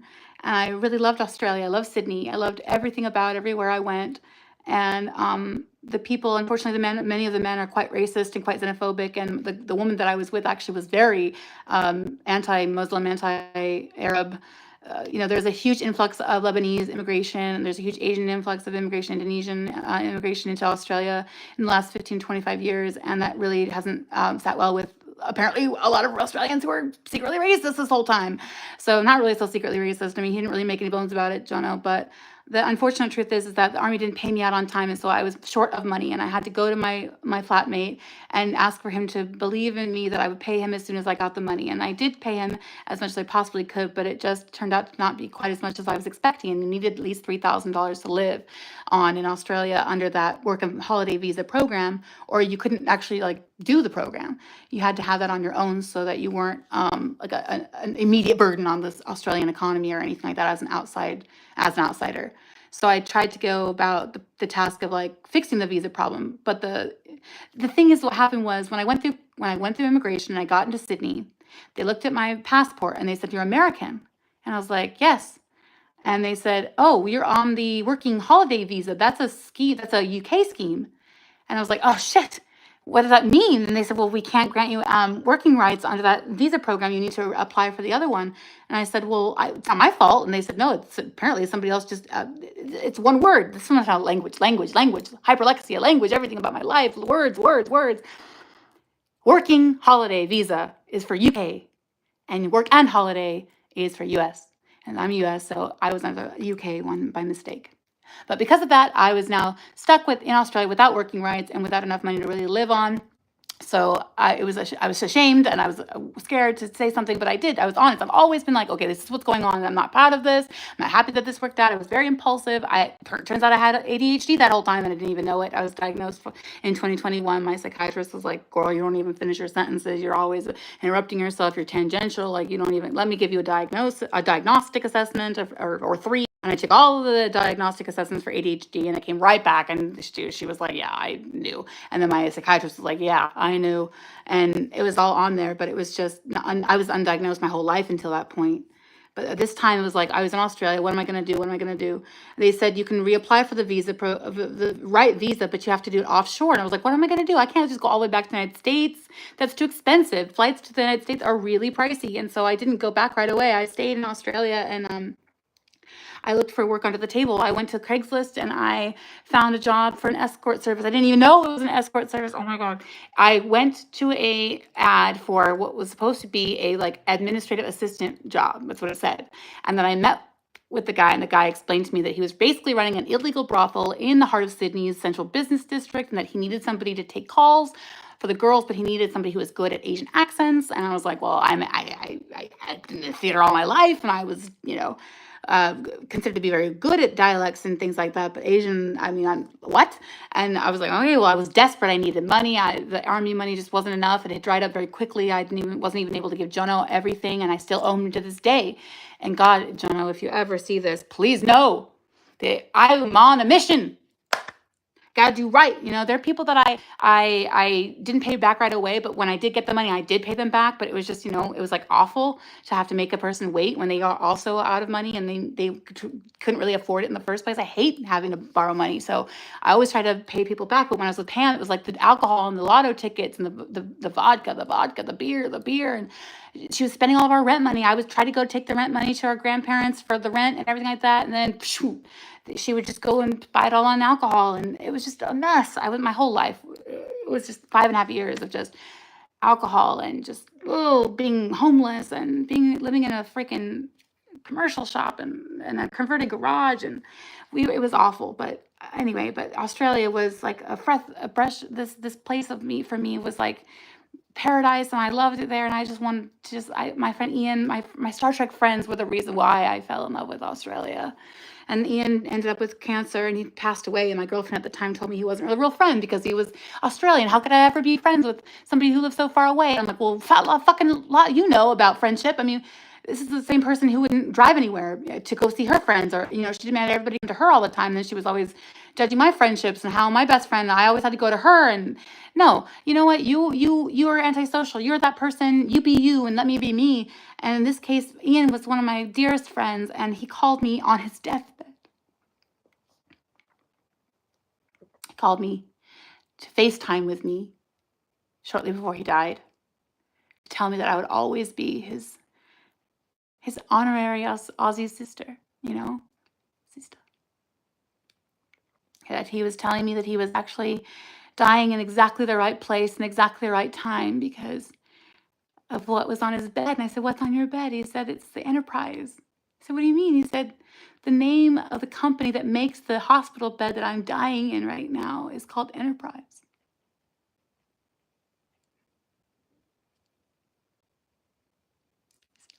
And he said, "I love you." And I said, "I love you too."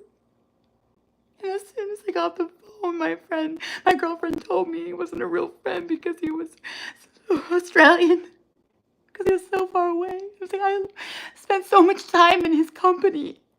We were friends. He would come to LA and I would go out and drive him around, and he took me to Hooters. Oh God. He took me to Hooters. He got me this shirt that says "Spooning leads to forking," and I remembered. Oh my God, I'm so sad now. I wore it. I'm an idiot. What an idiot. I wore it to basic training like an idiot. I wore this shirt from Hooters saying "Spooning leads to forking," and I remember the medical moment of truth in basic training. 0 week at Fort Leonard Wood. They said, if you have anything to declare, if you have any contraband, anything that you might even remotely be inappropriate for the U.S. Army, give it up now or forever hold your peace and face the consequences later. And I realized I was wearing this fucking shirt and I was like, maybe that's not quite appropriate for like military. So I gave it up and now I wish I still had it. And I took her side because I was in love with her. But I didn't see her. I didn't see clearly who she was until it was really too late. But even then, like I was bound and determined. I'm gonna stay in Australia. I'm gonna make this work. And then they said, you gotta leave the country. You gotta leave Australia to apply for the visa offshore. So I was like, okay, well, the closest country I think I could go to get this done for not so much to get a flight or whatever to would be New Zealand. And I had a childhood friend who had grown up in New Zealand, and his family was New Zealand, and her name was Alicia, and I even remembered her birthday and everything. And so I was like, well, maybe I'll try to see her while I'm there. I'll go over there for like 2 or 3 days. I'll just get into cheap hostel. I'll fly over there. It takes, maybe up to 48 hours to 72 hours to process these applications. I should be good to go right back. I had a return flight back to Sydney. I was going to nanny in Mossman. I was going to work for the Sydney Theatre Company and for their, there was these things I was doing, and I was going to be on the books and everything and legal because they wouldn't let me work illegally, especially not for Sydney Theatre Company or for the Opera House or anything like that. And all the theater work was it had to be on the books. And so I had to have that visa so that I could get those working rights and they could put me on staff. And I could pay Jono back and I could make everything copacetic and I could live in Australia and be there. But I ended up asking my dad, hey, would you help me with this? And he said, I can do the flight to New Zealand, to Auckland, but I won't be able to really help you with anything else. You're kind of on your own. And I was like, okay.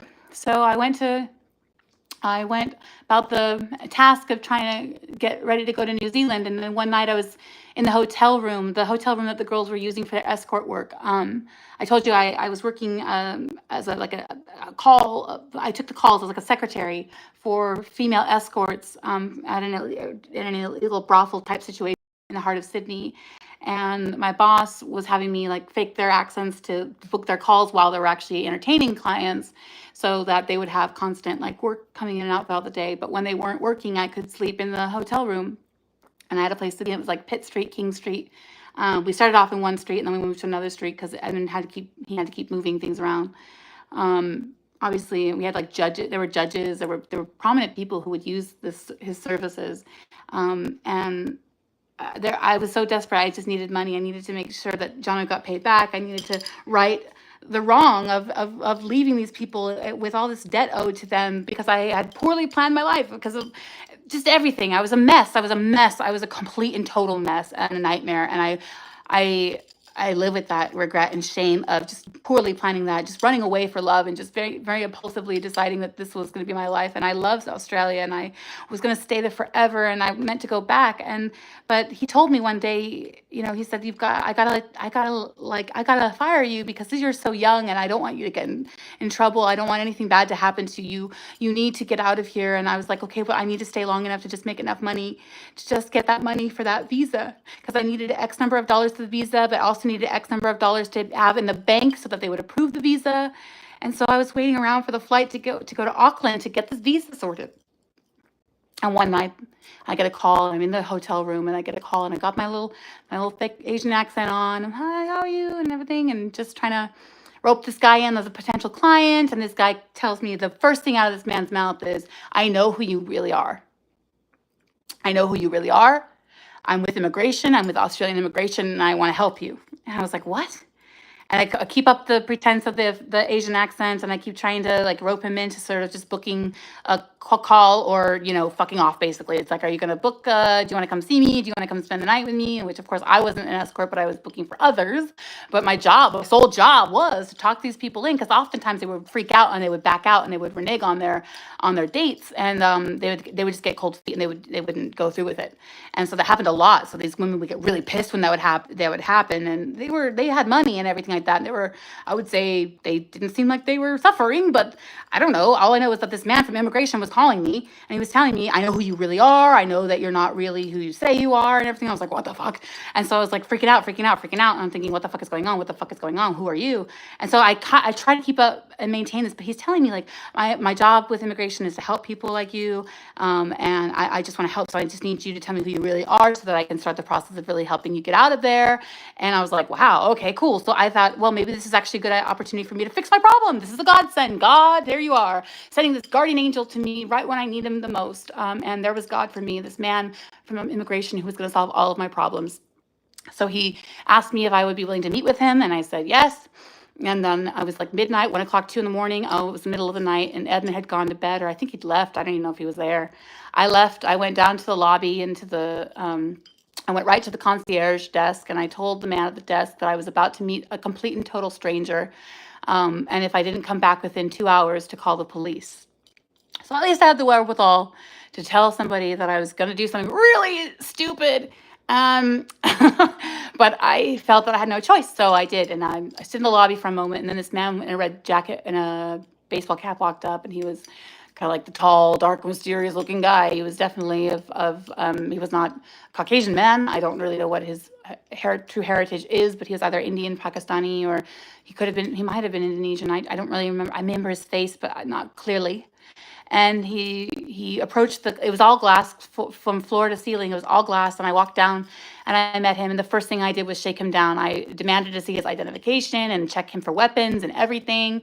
And I did this all in plain view of that open glass. It was all, the entire front of this hotel was all glass. So I did this in plain view of like the concierge desk and what I thought I was pretty much on camera. And even though he was wearing this hat, it was kind of obscuring his face. I thought for sure at least they would have seen me, at least somebody who could find me if anything happened to me, because I was really scared that something could happen to me at any moment with this man.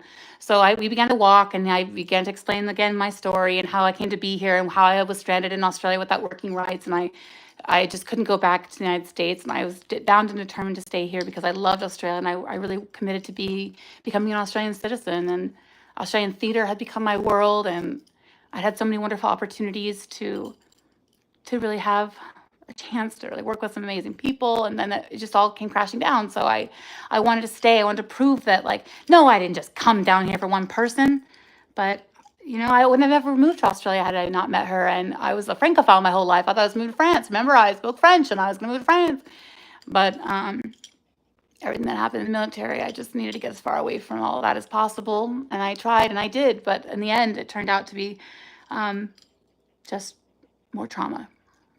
Because I walked with this man and we made it all the way down to the ferry terminal, Sydney Harbor ferry terminal. And I stopped, something stopped me. I had to stop him.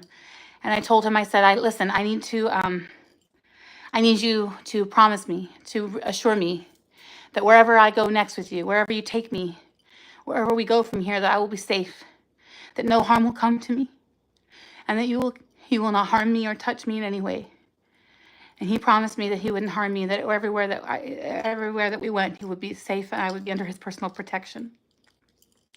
And I showed him my passport, and I told him my story, what I wanted or what I needed. And then he brought me into the cafe. There's a cafe there that's pretty much an all-night diner. And we had a bowl of pumpkin soup, and he handed me a serviette and a pen. And he said, write down everything you want from me. Everything that you want. Residency, citizenship, all of your goals, license to drive, all that, working rights, everything that you want. Write everything down. And I did. I wrote down, I want to be an Australian citizen someday. I want residency. And I want to be able to work, and I want to be able to live legally and work legally, and I want to be able to drive legally in Australia. This is my home now. This is where I belong. And he said, I will do everything I can for you. And he promised me that he would help me. And so he told me that I told him I couldn't go back to my flat because I was in debt to my flatmate, and he was going to have the sheriffs or the cops come and arrest me if I step foot on the property again. And I packed my things up, and he told me to get all my things, and I gathered all of my belongings from Jono's house in Bankstown, and I got back on the train, and I came back to the city, and I walked to an address in Surrey Hills, and it turned out to be like a kind of a motel that was run by members of his family. It turns out that the cafe that we were sitting in was actually run or staffed. The people who were serving us the food and everything, those were his cousins or his family members. So I was like, oh, okay. So it just made me feel safer for some reason. I was like, okay, these are people who are established here, who run businesses here.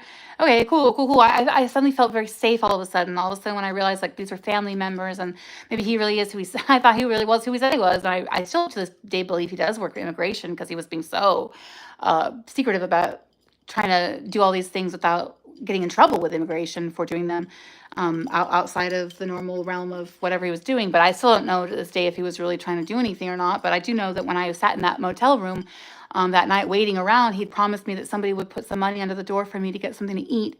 And it happened. Somebody did. I was literally sitting on this hotel room bed in Surrey Hills, and I had nothing to eat, and I was starving, and I looked down, and all of a sudden this bill just comes sliding underneath the door, and it was like 20 or something like that. Not a big one, but enough for food, and that was all I cared about.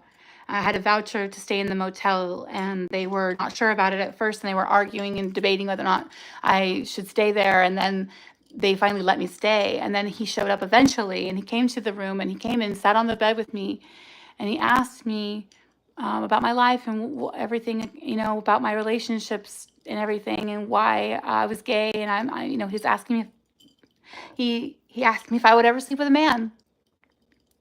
If there was ever a time in my life where I would ever have sex with a man, willfully, willingly, for any reason. And I said, no, not willfully, not for my own free will, no. I identify as a lesbian, and I will always identify as a lesbian. And then he said, thank you for, being honest with me. And then he left, and I got some texts from him throughout the course of the night telling me they were working on things, and that things were going well, and that the money was all coming together, and the plan was coming together to help me, and not to worry, don't stress, no, don't worry, everything's coming together. And I sat there, and I'm, in that motel room, and I waited. And then on my flight for Auckland, I got on my flight, and as I was getting on my flight, I had to turn my phone off, and I got this message from him, and it said, where something went wrong. And then when I had to board the flight and get on the flight, turn my phone off. And when I landed in Auckland, I received the message that said that everything had fallen through, and that there was nothing he could do for me anymore, and good luck to me, and goodbye. So I landed in Auckland, and I went through customs, and they asked me, why are you only here for 3 days, or two or 3 days? And I said, I just need to fix my visa, and I wanted to see I wanted to surprise my old school friend. And they said, well, who is that? You have a friend here? What do you mean? What's their name? And, what's their, if they're such a good friend, then you would know more about them than just their name, right? And I was like, okay, yes. And then they were like, well, what's their birthday? You're such good friends. And I remembered her birthday. And they were like, yeah, okay. So we're going to go verify this information. Sit tight. So they made me sit there, and I waited for like an hour. And then finally they came back and they cleared me to go through. And when I got to my bags to pull out the money to pay for the cab to the hostel, cab ride, I only had a few coins. I exchanged my money, and when I got to the thing, my money was missing, and I didn't even have any. My American money was my U.S. dollars that I hadn't changed were missing. So they had stolen my American money and what little pittance that I had shoved in, because I changed my money for New Zealand dollars, but I separated some things. I put some of the money in one place and some of the money in another. And so I had a little bit of money, and I changed that for New Zealand dollars, and I gave the cabbie whatever I had, but I stiffed him, and I knew there was no other way. I gave him everything I had. I literally gave him my last like $2 coin. And I got to the hostel, and then she said there'll be a $5 room key fee, a deposit fee. And I was like, I don't even have $5. What? And then I explained what had happened. I explained my whole situation, and then she's like, oh my God, the same thing happened to me. And she waived the fee, thank God. And I was able to check into my room. I'd never been really in a hostel before. It was a bay with multiple bunk beds, but I happened to be like the only one. So I was like, okay. And then I started myself about the task of what the fuck am I doing now? I have no money. I'm now pissing everybody off because I don't have any money to give anybody. And I'm like broke. What am I going to do about this visa? I don't now have the money for the visa. And I have my passport, but that's it. So I get on the computer down in the lobby at the cafe in the hostel, and I look up and happen to find out that the U.S. consulate, there's a U.S. consulate in Queen Street, and I was in a hostel on Queen Street. So at the bottom of Queen Street, the U.S. consulate. So it was my mission, and I chose to accept it, and then I did, and I went right down there the next day. I slept in the night, got myself some rest, calmed myself down, soldiered myself up, and I just said, let's do this. I went down the hill, walked all the way down the hill to the consulate, went in the door, told them my situation, and this beautiful person gave me food and vouchers and said, it's okay, we're going to help you, no worries, got you. And she hooked me up with a voucher for McDonald's it was McDonald's. And then they have like Hungry Jack's in Australia, but they do have Burger King in New Zealand. So I went to the square, and I got myself Burger King. And then she actually even gave me her own like food. And we sat there and we waited while she contacted my family to let them know what had happened to me, that I was basically destitute, stranded in New Zealand, that I didn't have a way to get back home or any money, and that I needed their help. And they called all of my family members, and each one of them told them that there was nothing they could do to help me. And my grandmother, who did have money, of course has money, and my father, who did have money, but of course didn't want to help because he had already basically told me that he was only going to get me the flight to New Zealand, and after that I was on my own. There was nothing else he could do for me. And it was like all this was because nobody loved. My mom was so angry that I went to Australia, that I did what I did. Like everybody was angry. Everyone was angry at me for just basically I was accused of abandoning my family. And I was like, well, I'm not really abandoning my family. I'm not really running away. I'm running towards something, toward someone, toward love, toward life, toward not this toxic, narcissistic, gaslighting and all this bullshit from my family, my whole life, all you hypocrites and all of your secrets that you kept. And none of you are who you said you were. And none of you were the people that you led me to believe you were. So why should I linger? Why should I stay in where I'm not wanted? Why should I be where I'm not wanted? Why would I stay there when I was never going to be loved, and I was never going to be accepted, and they were never going to see me? And that's how I ended up getting the repatriation loan, because nobody would help me that actually qualified me for a loan, which paid for the ticket back. But they told me I could only fly back to the United States. I couldn't go back to Australia because I was destitute, and they didn't want me to end up being a drain on the Australian government or the economy. So I had to go back to my permanent home country, and I ended up being flown back on Air New Zealand, and I got a tiny little stipend to eat with, and that was all. I got back to LA. I ended up finding my car in the parking, and then I barely had enough gas in my car still to get back to, I can't believe my car even started. I had barely enough gas to get back from LA all the way back out to Corona. I made it home, and I was like, this is a miracle that I'm alive and safe, and that nothing happened to me while I was dealing with all of that. And but I felt the shame and the guilt of having left behind that debt, and I still do, and I will right that wrong as soon as I am able. But currently, I'm still food banking, and I'm 35, and that all happened when I was like 20, and I'm 35, and I'm going to the food bank for food because I don't have enough money to buy enough groceries to live on right now.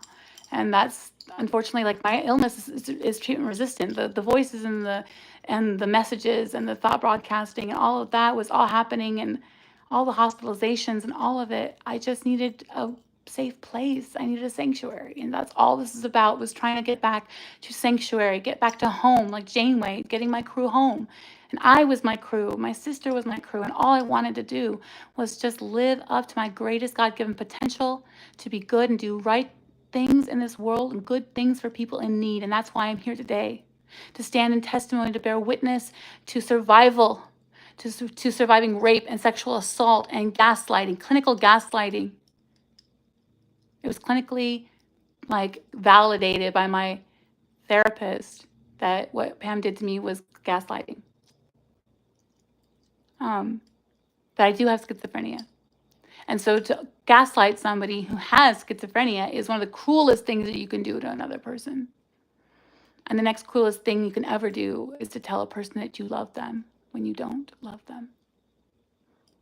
To promise them that you'll be with them forever, forever. Words like that, they have power, they have weight, they have meaning. This has power, has weight, has meaning. Love is everything. Love is the only way through. And the only way out is through love and acceptance and atonement and restorative justice. How can I make it right? What can I do? I yearn for reconciliation. I yearn when I think of all my friends in the Star Trek community and all the harm that these people I looked up to, my childhood heroes, all of them have let me down. I ended up becoming a volunteer for the convention. I ended up working on podcasts that were hosted by Star Trek actors. And I got to see, unfortunately, a very ugly side of that fandom. And a very, very ugly side of that fandom is actually some of the actors themselves are just turned out to be just like they failed me. They failed me. There were opportunities to do the right thing, to have that Janeway moment or that Picard moment, and all of them turned away and looked the other way when there was knowingly willful wrongs that were admitted to being wrong, and there were things that needed to happen. There was so much bullying and nastiness going on from one or two people, and people trying to take control and power, and then these people trying to form these anti-bullying groups, and then turning into bullies and narcissistic freaking ego trips, power trips themselves. And like, this is Star Trek. This is not who we are. And I had to leave the fandom because of that. I can't go to the conventions anymore. I can't even be around these people anymore. These were my heroes, my childhood heroes. And I grew up and I got to know them as people. And like my parents, just all of that truth and all that raw, real, unfiltered, unsanitized self that I saw in them, those selves, their real true selves, their real nature. And that was so sad, so heartbroken, so devastating to really believe that these people were really the people that they portrayed, you know. And I actually just watched the 25th anniversary documentary and Voyager and what happened, and they talked about some things and not other things, but it's really hard for me to watch. It's painful because there are people who did wrong. They behaved abominably. And then the people who are leaders in those situations failed to lead, failed to do the things that we had all been raised by Star Trek to do in these situations. You're supposed to, when these times are the hardest, when these conversations are the hardest, we have to have them. There should be reconciliation.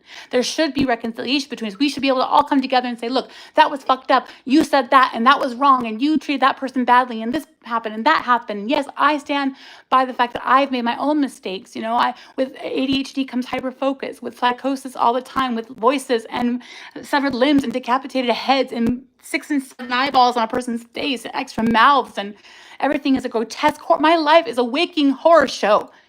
My psychosis, my positive symptoms are in the form of fully formed men who live in my home, and they threaten me all the time. There's a man who stands in the corner. He looks like Ed Kemper. He stands there, and all he does all day long is basically leer at me and tell me that there will come a time when they will get me. And there are people who stand in the shower. There's a woman who hangs in the shower. She's bloated. She's a corpse, and she stares at me, and I'm showering, and it's hard to get in there. It's hard to stand there with that because it smells. And if you've ever smelled a dead body before, something that never leaves you, and you just can never quite get rid of it, And so between the belief that I had died and was dead, and that I was simply in hell, and then now that I was living my own hell, that this was hell for me, and that I was always going to be here, and that being schizophrenic just meant being condemned. I was condemned to be haunted forever, but not just by things I don't understand, because so much of the things that I see have nothing to do with any of the traumas I endured, but some of them do. Some of them do have a lot to do with the things that I've seen and endured. And I have so much in me now some strength now to ignore them for the most part. But I'm living without medication because medication doesn't work. It doesn't work. The only medication that ever worked was Geodon. It was the only thing that made the voices go away. It was the first time I remember waking up in the morning without control yelling at me. Oh, I remember waking up, barely remember waking up one day with no voices. It was quiet. It was so quiet. I could hear myself. I could hear myself for the first time. I could sing, I could dance. I started putting out music. I started really believing in myself and listening to myself again and getting to know myself again without the voices, without them around me telling me. Because for me, it's not in here. You see, voices, the subvocal speech, my voice. I know my voice. I was 22 when I was diagnosed. I know what I sounded like before that. It was like as if I had gone blind and not been born blind, you know? I was now suddenly inundated constantly by all this external stimulus that other people weren't experiencing, but I was seeing it and there was no way for me to stop it. Nothing would make it go away. But when I got the Geodon, it was like a whole new world, man. I was alive again. Until panic, I started having these really bad panic attacks. So bad, I was gripping the bed and I was just like holding on for dear life. Like it shot out of the cannon. I thought it was coming apart. It was coming apart, completely shattering apart.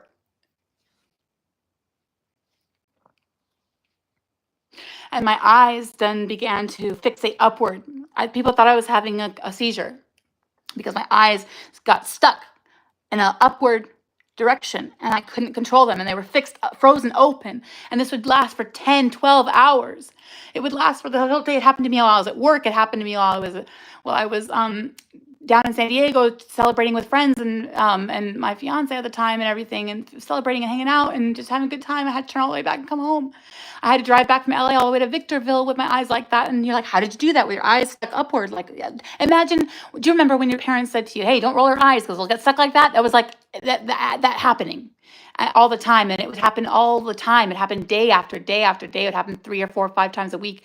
And eventually I would end up in the emergency room and they would give me Ativan or they would give me Xanax, but they didn't want to give me too much of that.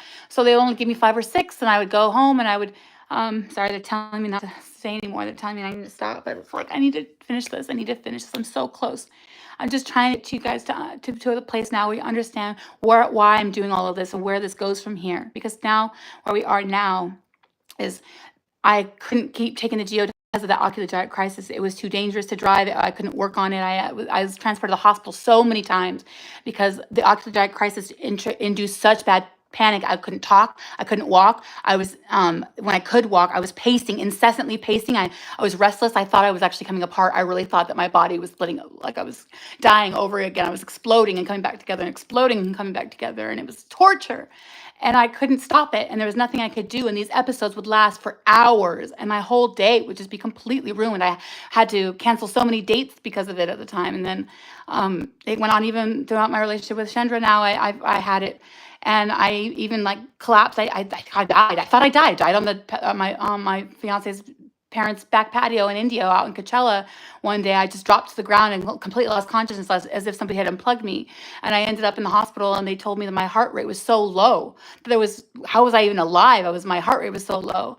And they were talking about putting a pacemaker in me and everything. And oh my God, it was terrifying. And then we realized eventually that when I stopped taking the Geodon, I didn't have the eye episodes anymore. So I asked my psychiatrist if I could stop taking it. And he's like, yes, stop taking it.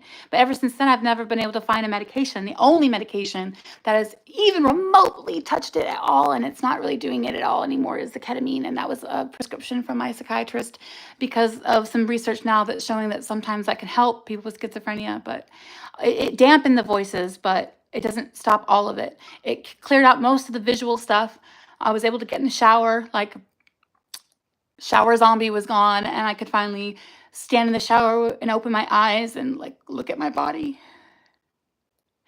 But the voices were tamped and they were like muffled as if they were coming from the other room. And at least that was quiet enough where I could actually focus on what was in front of me and I could carry conversations. And having to stop the geodon really sucked because it took a lot of that away. And my ADHD is really bad now again. And I see so many people with, you understand, one of the things I see a lot is people with multiple eyes, multiple sets of eyes, like spider people, I call it, spider eyes.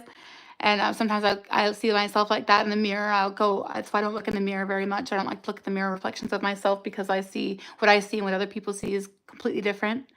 But yeah, it's just all about, I'm here because I know that someday there will be somebody who says, like, I see you, I hear you, I've been there, I know what you're going through, I know what you've been, I can empathize. Empathy is I was there, I've been in those shoes. Sympathy is I feel for you, I feel bad for you, and I hurt listening to these stories of the pain that you've been through in your life. That's sympathy.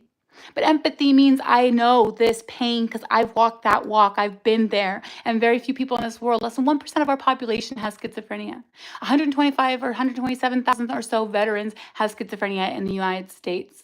And I'm one of them. Just one of very few people, but a large portion of these men and women who served our country just like I did. And they are suffering and they are in the streets. And my goal here is I need your help. We need to do these things together. I can't do this alone. I need your help. I know I'm going to have to surround myself with people who are more organized and who are more reliable about those things where I can focus on this message because the message is clear. People with schizophrenia are here. We are in the street. We are everywhere. And we are going to still be a part of this world. And you can't just ignore us. You can't just turn away. We are really here. Like, I'm a real person. This is real hair. This is real skin. This is real. This is real. A real heart. And I need your help to make their lives better. We need to get these people off the street. We need to help them. The government's not going to help us. The government doesn't give a fuck about us. The VA doesn't care about us. They're not helping us. We need to help these people who served. It's not right. You take that oath. You should not ever have to worry about ever having a roof over your head. And I worry every day for these people because it's such a small section of the population. You see 127,000 veterans. We should be able to help them. There shouldn't even be a question. The richest country on earth, we should be able to help them. So help them mean help them. Stop giving your money to Hollywood, misrepresentations and edgy tropes of schizophrenia. We're not deranged serial killers. We're not stalkery-ish, dangerous people. We're 14 times more likely to be victims of violence than to perpetrate it. Yes, I've been violent. Violence is, unfortunately, sadly, a part of my history. But I have been delivered from that through cessation of alcohol, through trauma-informed therapy that I committed myself to, that actually really helps so much. I cannot highly recommend trauma-informed therapy. Like, you really need, if you've ever gone through any kind of assault or any kind of real abuse and all of that, and you have that complex PTSD, because that's the thing. Complex PTSD means you've been through so many different traumas. It's not one singular event that happened to you, but it's multiple, and you're just living in a constant state of fight or flight all the time. And you can never trust anybody. And there's people listening to everything that I say and watching me everywhere I go. And they're everywhere that I go, they're following me and saying that I am a piece of shit and that I don't deserve to live and that I should just slit my throat and that I should just kill myself and I'm ugly and I smell like shit and you're gonna rape me with knives and someone's coming for me and oh God, don't you just wait, they're coming all the time, just constantly telling me every day, all the time, what awful person I am. I can't sleep. When I finally fall asleep, I have nightmares. So I smoke weed because it helps me to sleep without dreaming or without remembering my dreams. And then when I wake up, when I become aware, it's when I first get yelled at. I'm starting, wake up, bitch, get the fuck up. What are you doing? Get the fuck up. Get the fuck out of bed, ugly fat bitch. Get the fuck up. Get the fuck up, you lazy bitch. What the fuck is wrong with you? See what the fuck? This is why nobody was ever gonna love you, because you're fucking lazy and all you fucking ever do is sit in that fucking bed with your fat ass. And that's what control does. That's how I wake up. You wake up in the morning to relative quiet, probably, unless you have kids, right? But if you wake up in the morning, you're not waking up to a man yelling at you. Yelling the worst possible things about yourself that a person could think of to say to you, to yell at you. And this person does this throughout my entire day. And everything that I do is wrong, or it's retarded, or I'm fucked up, or I'm this, or I'm that, or I'm ugly, I'm fat. Look at you, you're fat fucking saggy tits and your fucking your jello fucking arms and your goddamn fucking your stretch marks and your fucking hairy legs and your fucking oily ass hair and you're just ugly, ugly, ugly, ugly, ugly, and it's like all the time, all the time, all the time, and it never stops, and it never stops, and it never stops, and it never stops.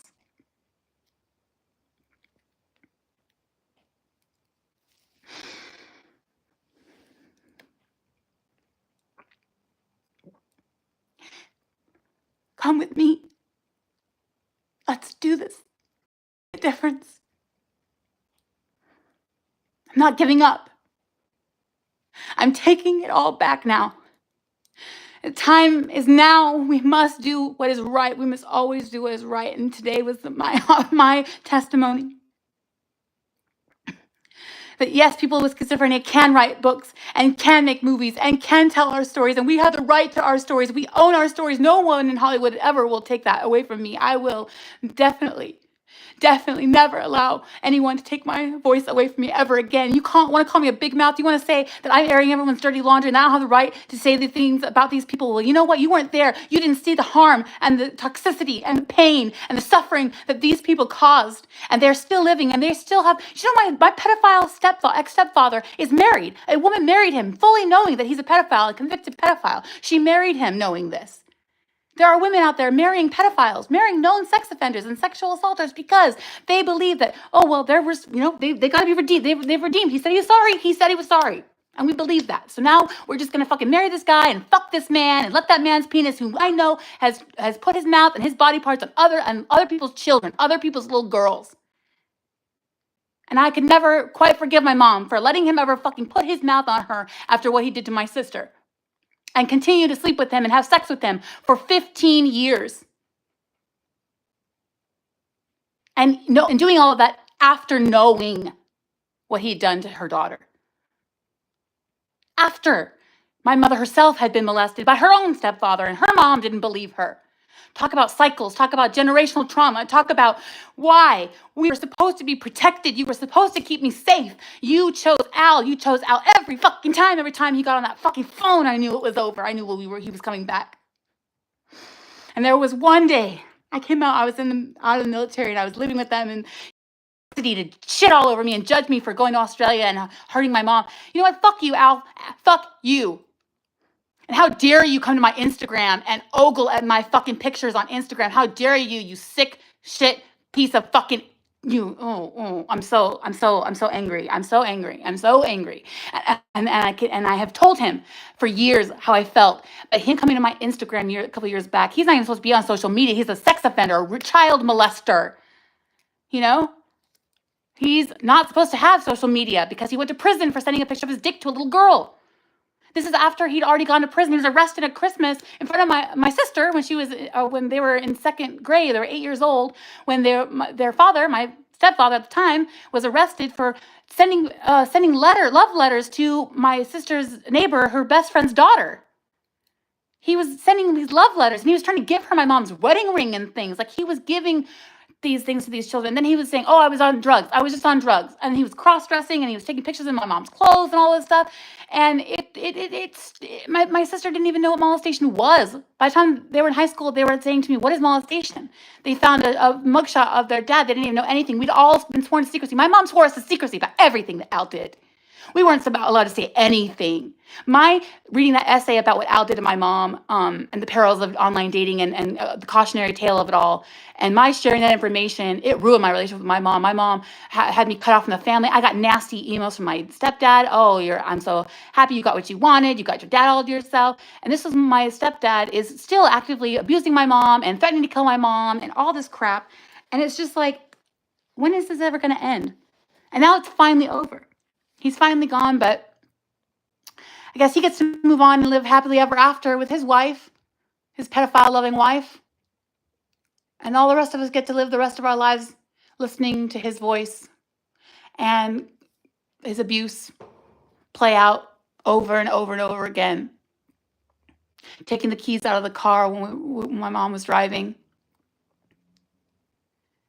throwing her over the couch, the steak knife, that whole thing. Like, I was only a child. I was so young. And my mom even pulled the phone out of the wall. Like, oh, who does that? But it's like, ah. Anyway, that was all to say that, like, I'm out here, I'm doing the best I can. I'm trying to do right and to live in a correctness with my morals and my ethics. I believe that technology can be used to help people like me. That's why I'm working on this app. That's why I don't have any medication to help me. So the app is the only way that I have, the only chance that I'll ever have to have something that I can navigate, walk in the real world. I walk like in two worlds. It's like the Walking Dead experience, dude, at Universal Studios. I literally walk around with these hyper real looking mutilated people all around me. And then there's the people that I'm talking to, even the kids sometimes look distorted and have the extra eyes and mouths and things like that. Or sometimes there's 2 or 3 of a person, or there's 3 cars, or the cars are inverted on the freeway. And sometimes the road is, so driving is perilous, and I'm doing the best I can. But it's just challenging to work under these conditions, and especially to be in charge and to be responsible for other people and their kids. That those are huge responsibilities, and I take that very seriously. And being a teacher meant the world to me. And to think that I failed or I let anybody down, that's why I went to film school. I wrote that film called The Awakening about becoming a teacher and having a breakdown and what would happen, and would people come to support me, or would they insist that I was unsafe? And it turned out that I did become a teacher. I did have a breakdown, not in front of my students, but I had a breakdown in front of my advisor at the end of my internship, and she failed me on the internship and called me delusional if I ever thought that my kids made any progress, even though she didn't even bother to read their essays. She didn't bother to read them. She didn't give me the chance. These were supposed to be my people, and she called me delusional. And I had already disclosed that I had schizophrenia. So every time that I've always said that I had schizophrenia, it's always come back to bite me in the ass. But let me tell you what. It doesn't matter. I still have to call out the wrongs. Deborah Baroy, Delacey Ganley, Nicole, all these people at CGU, Claremont Graduate University, that's an intensive master's credential program. And I was pulling a 3.9 GPA. There were other people washed out of that program and with full-blown fucking schizophrenia, and being in the middle of an abusive, toxic relationship at the time, working full-time and tutoring on the side, and becoming homeless because my partner at the time got us kicked out of our house for hiring people, homeless people from the street, and then claiming that one of them raped her, and then we were forbidden from bringing anybody from the street ever onto our property. And that fucking same night we got that email, her fucking homeless street friends came to our yard, and her mom saw them and called her grandparents, and we were renting from them, and they kicked us right the fuck out, and I had to go find us another place to live. And then she fucking drunk DUI totaled my car. I was so close to paying it off. And that was the end of that relation. That had to be the end of that relationship, because she'd punched me on her birthday for I changed the song in the car. She was drunk off of this giant Bloody Mary from Don Jose in Riverside. And my sister, my 5th grade sister, is sitting in the back seat of the car, and my partner at the time punched me right in the face because I changed the channel on the radio station on the channel. And it's just like the fight or flight response when you're soldierized, like, you don't think about it. You go. Blood, the enemy, drill sergeant. What makes the green grass grow? Blood are the enemy. Bayonet assault, learning how to, stab people to death, and, choke people to death, and then having to be choked, and then choking and being choked, and all of that, and going through all that training and to learn how to kill people, and then turning out that you're actually quite good at that, which is not something to be proud of. And you just realize what you've become, and you're like, I cannot become the thing I hate. I refuse to become the thing I hate. So today, as I stand here, or I sit here, I should say, before you, I implore you, I beg you to see all of me multifaceted. That every day that I am here on this YouTube journey that I'm on right now is seriously, the only reason is because Hollywood has done such damage to us. People see things on Hollywood and movies, and even indie film, indie horror especially, is the most egregious offender of inaccurately portraying or sensationalizing or vilifying schizophrenic people. And I'm here to tell you right now that just because violence is a part of my history doesn't mean that it's a part of everybody's history who has schizophrenia. And I'm asking you to open your mind and your heart and close your mouth and open your ears and listen and hear what we are saying to you. We mean you no harm. I am no different than the people you see on the street. I was that person. I was found in the middle of the street talking to a dead French actress in the middle of the night. I almost got hit by a car. I have been completely out of touch with the sense of objective reality around me, and multiple times and almost been killed because of it. So it's happened. And I'm telling you right now, I'm not out to hurt people. I just want people to see that people with schizophrenia can love. We have huge hearts and deep empathy and deep feelings. And we want more than anything just to be seen as more than just our illness, more than just that crazy person, and that person can't be trusted because they don't know what's right and what's left and what's real and what's fake. But you know what? There is good therapy out there, and if you have the right support, you can get a lot of help and get into recovery. And most people with schizophrenia, if they get that early intervention, they can live and they can have a good life. And thank God I had just enough wherewithal and insight to realize that something was definitely wrong and it wasn't going away and I needed help. And I went and I got that help, and now I know it's complex PTSD and it's treatment-resistant schizophrenia. And ADHD is just worse because of the schizophrenia, because of all the things that are always floating around that I see. So it's just, that's it. I'm living with that. And the knowledge that there's been so much loss, but there's so much gain, because Chandra has helped me help restore my faith in love and in goodness in people. And the irony of it is that she comes from a Mormon family. So if you've been here listening to this whole thing, you remember me saying at the very beginning that I was strictly forbidden from playing with the Mormon kids up the street, but I did it anyway. I played with those Mormon kids because Jesus loves all of us. God loves us all. And I didn't care if they were Mormon or what. I wanted to play with those little girls because I thought I wanted friends. And I snuck out of the house and I went down the street and I played with those little girls. And I remember I was sitting on the top of that dryer and see my mom's face peering in the garage doorway. And oh my God, she was going to kill me. She was going to kill me. I thought I was dead. And I was like, don't ever do that. You never play with that. I told you never to play with them. I got spanked for it. I got spanked hard for playing with the Mormon kids. But, like, I'm with a Mormon or ex-Mormon, and I love her. And she's the best thing that ever happened to me. And her forgiveness and her being able to see me beyond what had happened between us and what I did, drinking all that alcohol and breaking and attacking her and attacking everybody. Like, I could take it back in a heartbeat. I would take it back. I would not even take a single drop of alcohol ever again, and I haven't. I think she and I agreed from that time on. Like, we had both had messy nights with alcohol. We had both had some really bad times, but we both agreed, for the sake of our relationship and for love and for doing the right thing by each other, that our love for each other and each other's safety was more important than anything in the world, and more important than any single drop of alcohol would ever be ever again. And it has been that way for me ever since. I don't miss alcohol at all. I'm grateful and thankful every day that Chandra is with me and that she loves me and that she wants to marry me and be with me forever. And I'll never take that for granted. She's truly good. Such a gifted and kind person. I mean, so too good for this world, just too good for this world. And my goal, my chief business of my life is to love her and to be loved and allow love into my life, allow and accept true unconditional love from her, and to protect our family, and to do right by people with schizophrenia and our veterans who served, and to help them in any way that I can. So any money that comes from this, it's not going to Hollywood. I don't belong to Hollywood or even indie film. I am my own entity. I'm not beholden to anybody. I am not a brand. I am not here to sell anything except the truth, which is that schizophrenia is not something to fear. You must know that anyone can get schizophrenia. It's not because I did drugs. It's not because I messed with a Ouija board. It's not because I didn't sleep with a Bible under my pillow. It's not because I, whatever, drank too much alcohol or did shrooms or whatever. It's not because of that. It's because of a genetic predisposition mixed with incredible trauma and stress and watershed stressors that ended up basically breaking my brain. And what schizophrenia is that different areas of the brain are just misfiring and different areas of the brain are talking to each other. The wrong areas of the brain are talking to each other.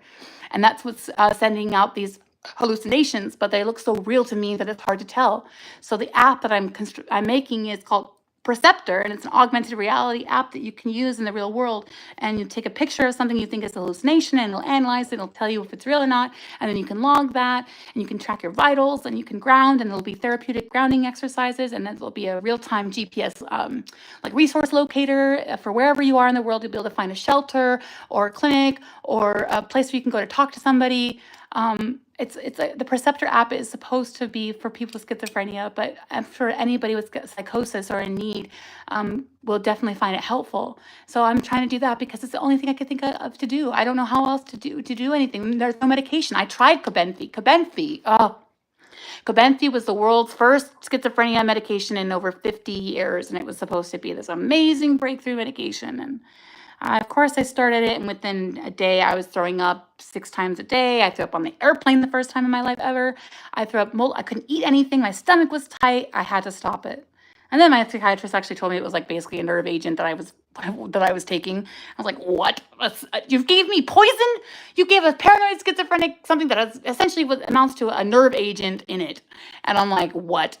Why would you do that?" But it didn't work in the end. And so now here I'm back to square one with no reliable medication. But I want to go out in the world and be a part of the world, and I want to get this Glass Stars series is everything. Glass Stars is about what if a woman with schizophrenia built a digital paradise, being a futurist, being somebody who believes in technology, being an ethical transhumanist. I wanted to say something about people with schizophrenia, that we belong, that we are not a threat, that we desire so much to just be part of the world. I know I do. And for people to see us, and for Hollywood to stop exploiting our trauma and exploiting our suffering to line their pockets, and we see nothing. Where are my royalty checks for my pain and suffering, and for the damages caused by the perpetuation of dangerous, very dangerous, harmful stereotypes about people with schizophrenia? And it's like, the movie Split is one of the most egregious examples of gross representation. Schizophrenia has got to stop being a plot device. You've got to stop saying, I'm going to make this person hear voices or see things that aren't there, and make them schizophrenic, and make it just because I want cool art. I want to make something cool. Or I want to, I know this will be dramatic and exciting, and people will watch this because it's really exciting, but that's got to stop. We have to listen to people with schizophrenia, listen to our stories, let us tell our stories. And that's what Glass Stars is doing. I'm asking the question, what if someday a woman, the digital world created by a woman with schizophrenia became humanity's only hope and last hope for survival? And that's what Glass Stars asks. And that's what all I know. I'm the only person I know with schizophrenia who's out there publishing their stories about people with schizophrenia. Like, my books are all written from or about somebody who has schizophrenia, because that's my life. So they say, write what you know. So I wrote all these books and stuff. There's The Stars Began to Speak, and Ripple, and the Glass Stars trilogy right now is completely out. So it's like, read my books. Why are you gonna go watch M. Night Shyamalan? There's no jack shit fuck all about psychosis or DID or schizophrenia.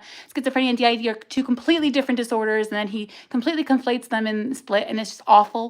And then you got Donnie Darko, and even A Beautiful Mind takes so many licenses and liberties. It's just, so that's why I'm here. So all of this is to wrap up, to say that there is art out there by people with schizophrenia. You should support us. You should be wanting to hear from us, not from Hollywood, not from CBS or Paramount or Netflix or Hulu, but from real people with real lived experience and real consequences. And my movie, The Awakening, is on YouTube. You can watch it. It's not great. It was my basically my thesis, but it screened at Warner Brothers and received a standing ovation. And the feature script version has won a few awards. And Glass Stars has picked up almost 11 awards now. The pilot script. So we've got a community building. There are people here who believe in this project and believe that what I'm doing is of great value, and I'm so grateful to those people for believing in this. So please don't stop believing that we can make a difference, and don't stop watching, and don't stop supporting. Say something, comment, engage with me. Let's talk about this. We can talk about violence. We can talk about these things unafraid, unashamed. We are only human, and we need each other. And if Star Trek taught me anything, it's that people from different worlds can come together and love each other. In spite of our differences, we can be equal but opposite. We can do big, great things, one impossible thing at a time. One impossible thing at a time.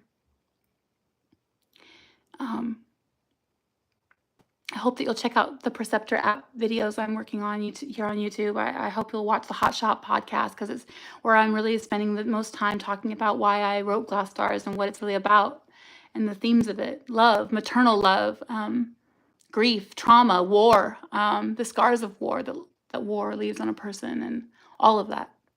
I hope you'll read Glass Stars. I hope you'll read the stars began to speak. It's about my sisters and our relationship, our estrangement and our reconnection and all of that, our family history. I'm working on an autobiography about everything. And yeah, so that I've been on here long enough. I need to step away now and regroup and come back this week with more for you. I wanted to tell you about Cathards more. I wanted to talk about Capra and changelings and all of that because it's really crazy. Just the stuff that is going on here is really difficult to manage and hard. But know that I'm not giving up. Know that I see you. And if you're out there and you're struggling with seeing things that other people don't see and hearing things or touching or smelling, tasting, feeling things that there's gustatory where you smell things. There's olfactory where you taste things. And so if you're out there and you're feeling alone or you've ever had any feelings of being followed or, paranoia and delusions, everybody, did you know that every single human being carries at least one false fixed belief, one delusion? We all carry at least one delusion, and that all humans have at least one false memory. So think about that. If you were to think back to your life, what could your false memory be? What might your delusion be? That's what this is about. Demystifying schizophrenia, understanding how schizophrenia affects the brain, what is happening. So when you see people on the street, you're not afraid of them. You'll understand what they're dealing with. That they're battling something you'll never quite understand because you can't see it, you can't feel it, and you can't hear it. But you can still love that person, and you can still do right by them, and you can still try to help them, and you can still ask, is there anything I can do? And that's all I've ever wanted, is for somebody to say, is there something I can do to help you? And maybe there isn't, except to sit with me for a little while and listen. Just take a moment to listen. Thank you for being here. Thank you. There are 48 people with me right now. Thank you. I can't look at the screen, you guys. I can't look at the screen. There's stuff on the screen. It's like extra eyes. There's these eyes that float on the screen they're watching, and it's not you. It's my schizophrenia. It's the hallucinations. It's hard to look at the screen. It's hard to look at myself as to what I see. I have there's one set of eyes here, one set of eyes here. There's a mouth here, and there's a mouth here. And then when I look at myself, myself begins to start to split apart. My face is splitting. So I can't look at the screen. I can't look at myself. And that's why it's hard to live with this disorder, because the voices are telling me to just kill myself, And I won't, because I can't let them win. I won't let schizophrenia take that one last thing away from me. Chandra needs me. I'm actually needed in this world now. I do have a purpose. People do depend on me. People do, and I have to remember that. And my therapists have always told me, you've got to remember that. So I'm going to do that. I'm going to take care. I'm going to do right for my family, but I'm going to make sure that there's not a single day that goes by where the world doesn't see people with schizophrenia as multifaceted, as truly whole people. Not as a fraud, not as a waste, not as a waste or a drain on society, but we're truly human, and we have hearts and souls and minds, and we love deeply. Thank you for being here. I hope you'll continue. I hope you'll watch the next Ask Me Anything. I hope you'll ask me your questions. I hope you will come along for this mission. It's the chief business of my life. Have a great week, and I'll see you again soon.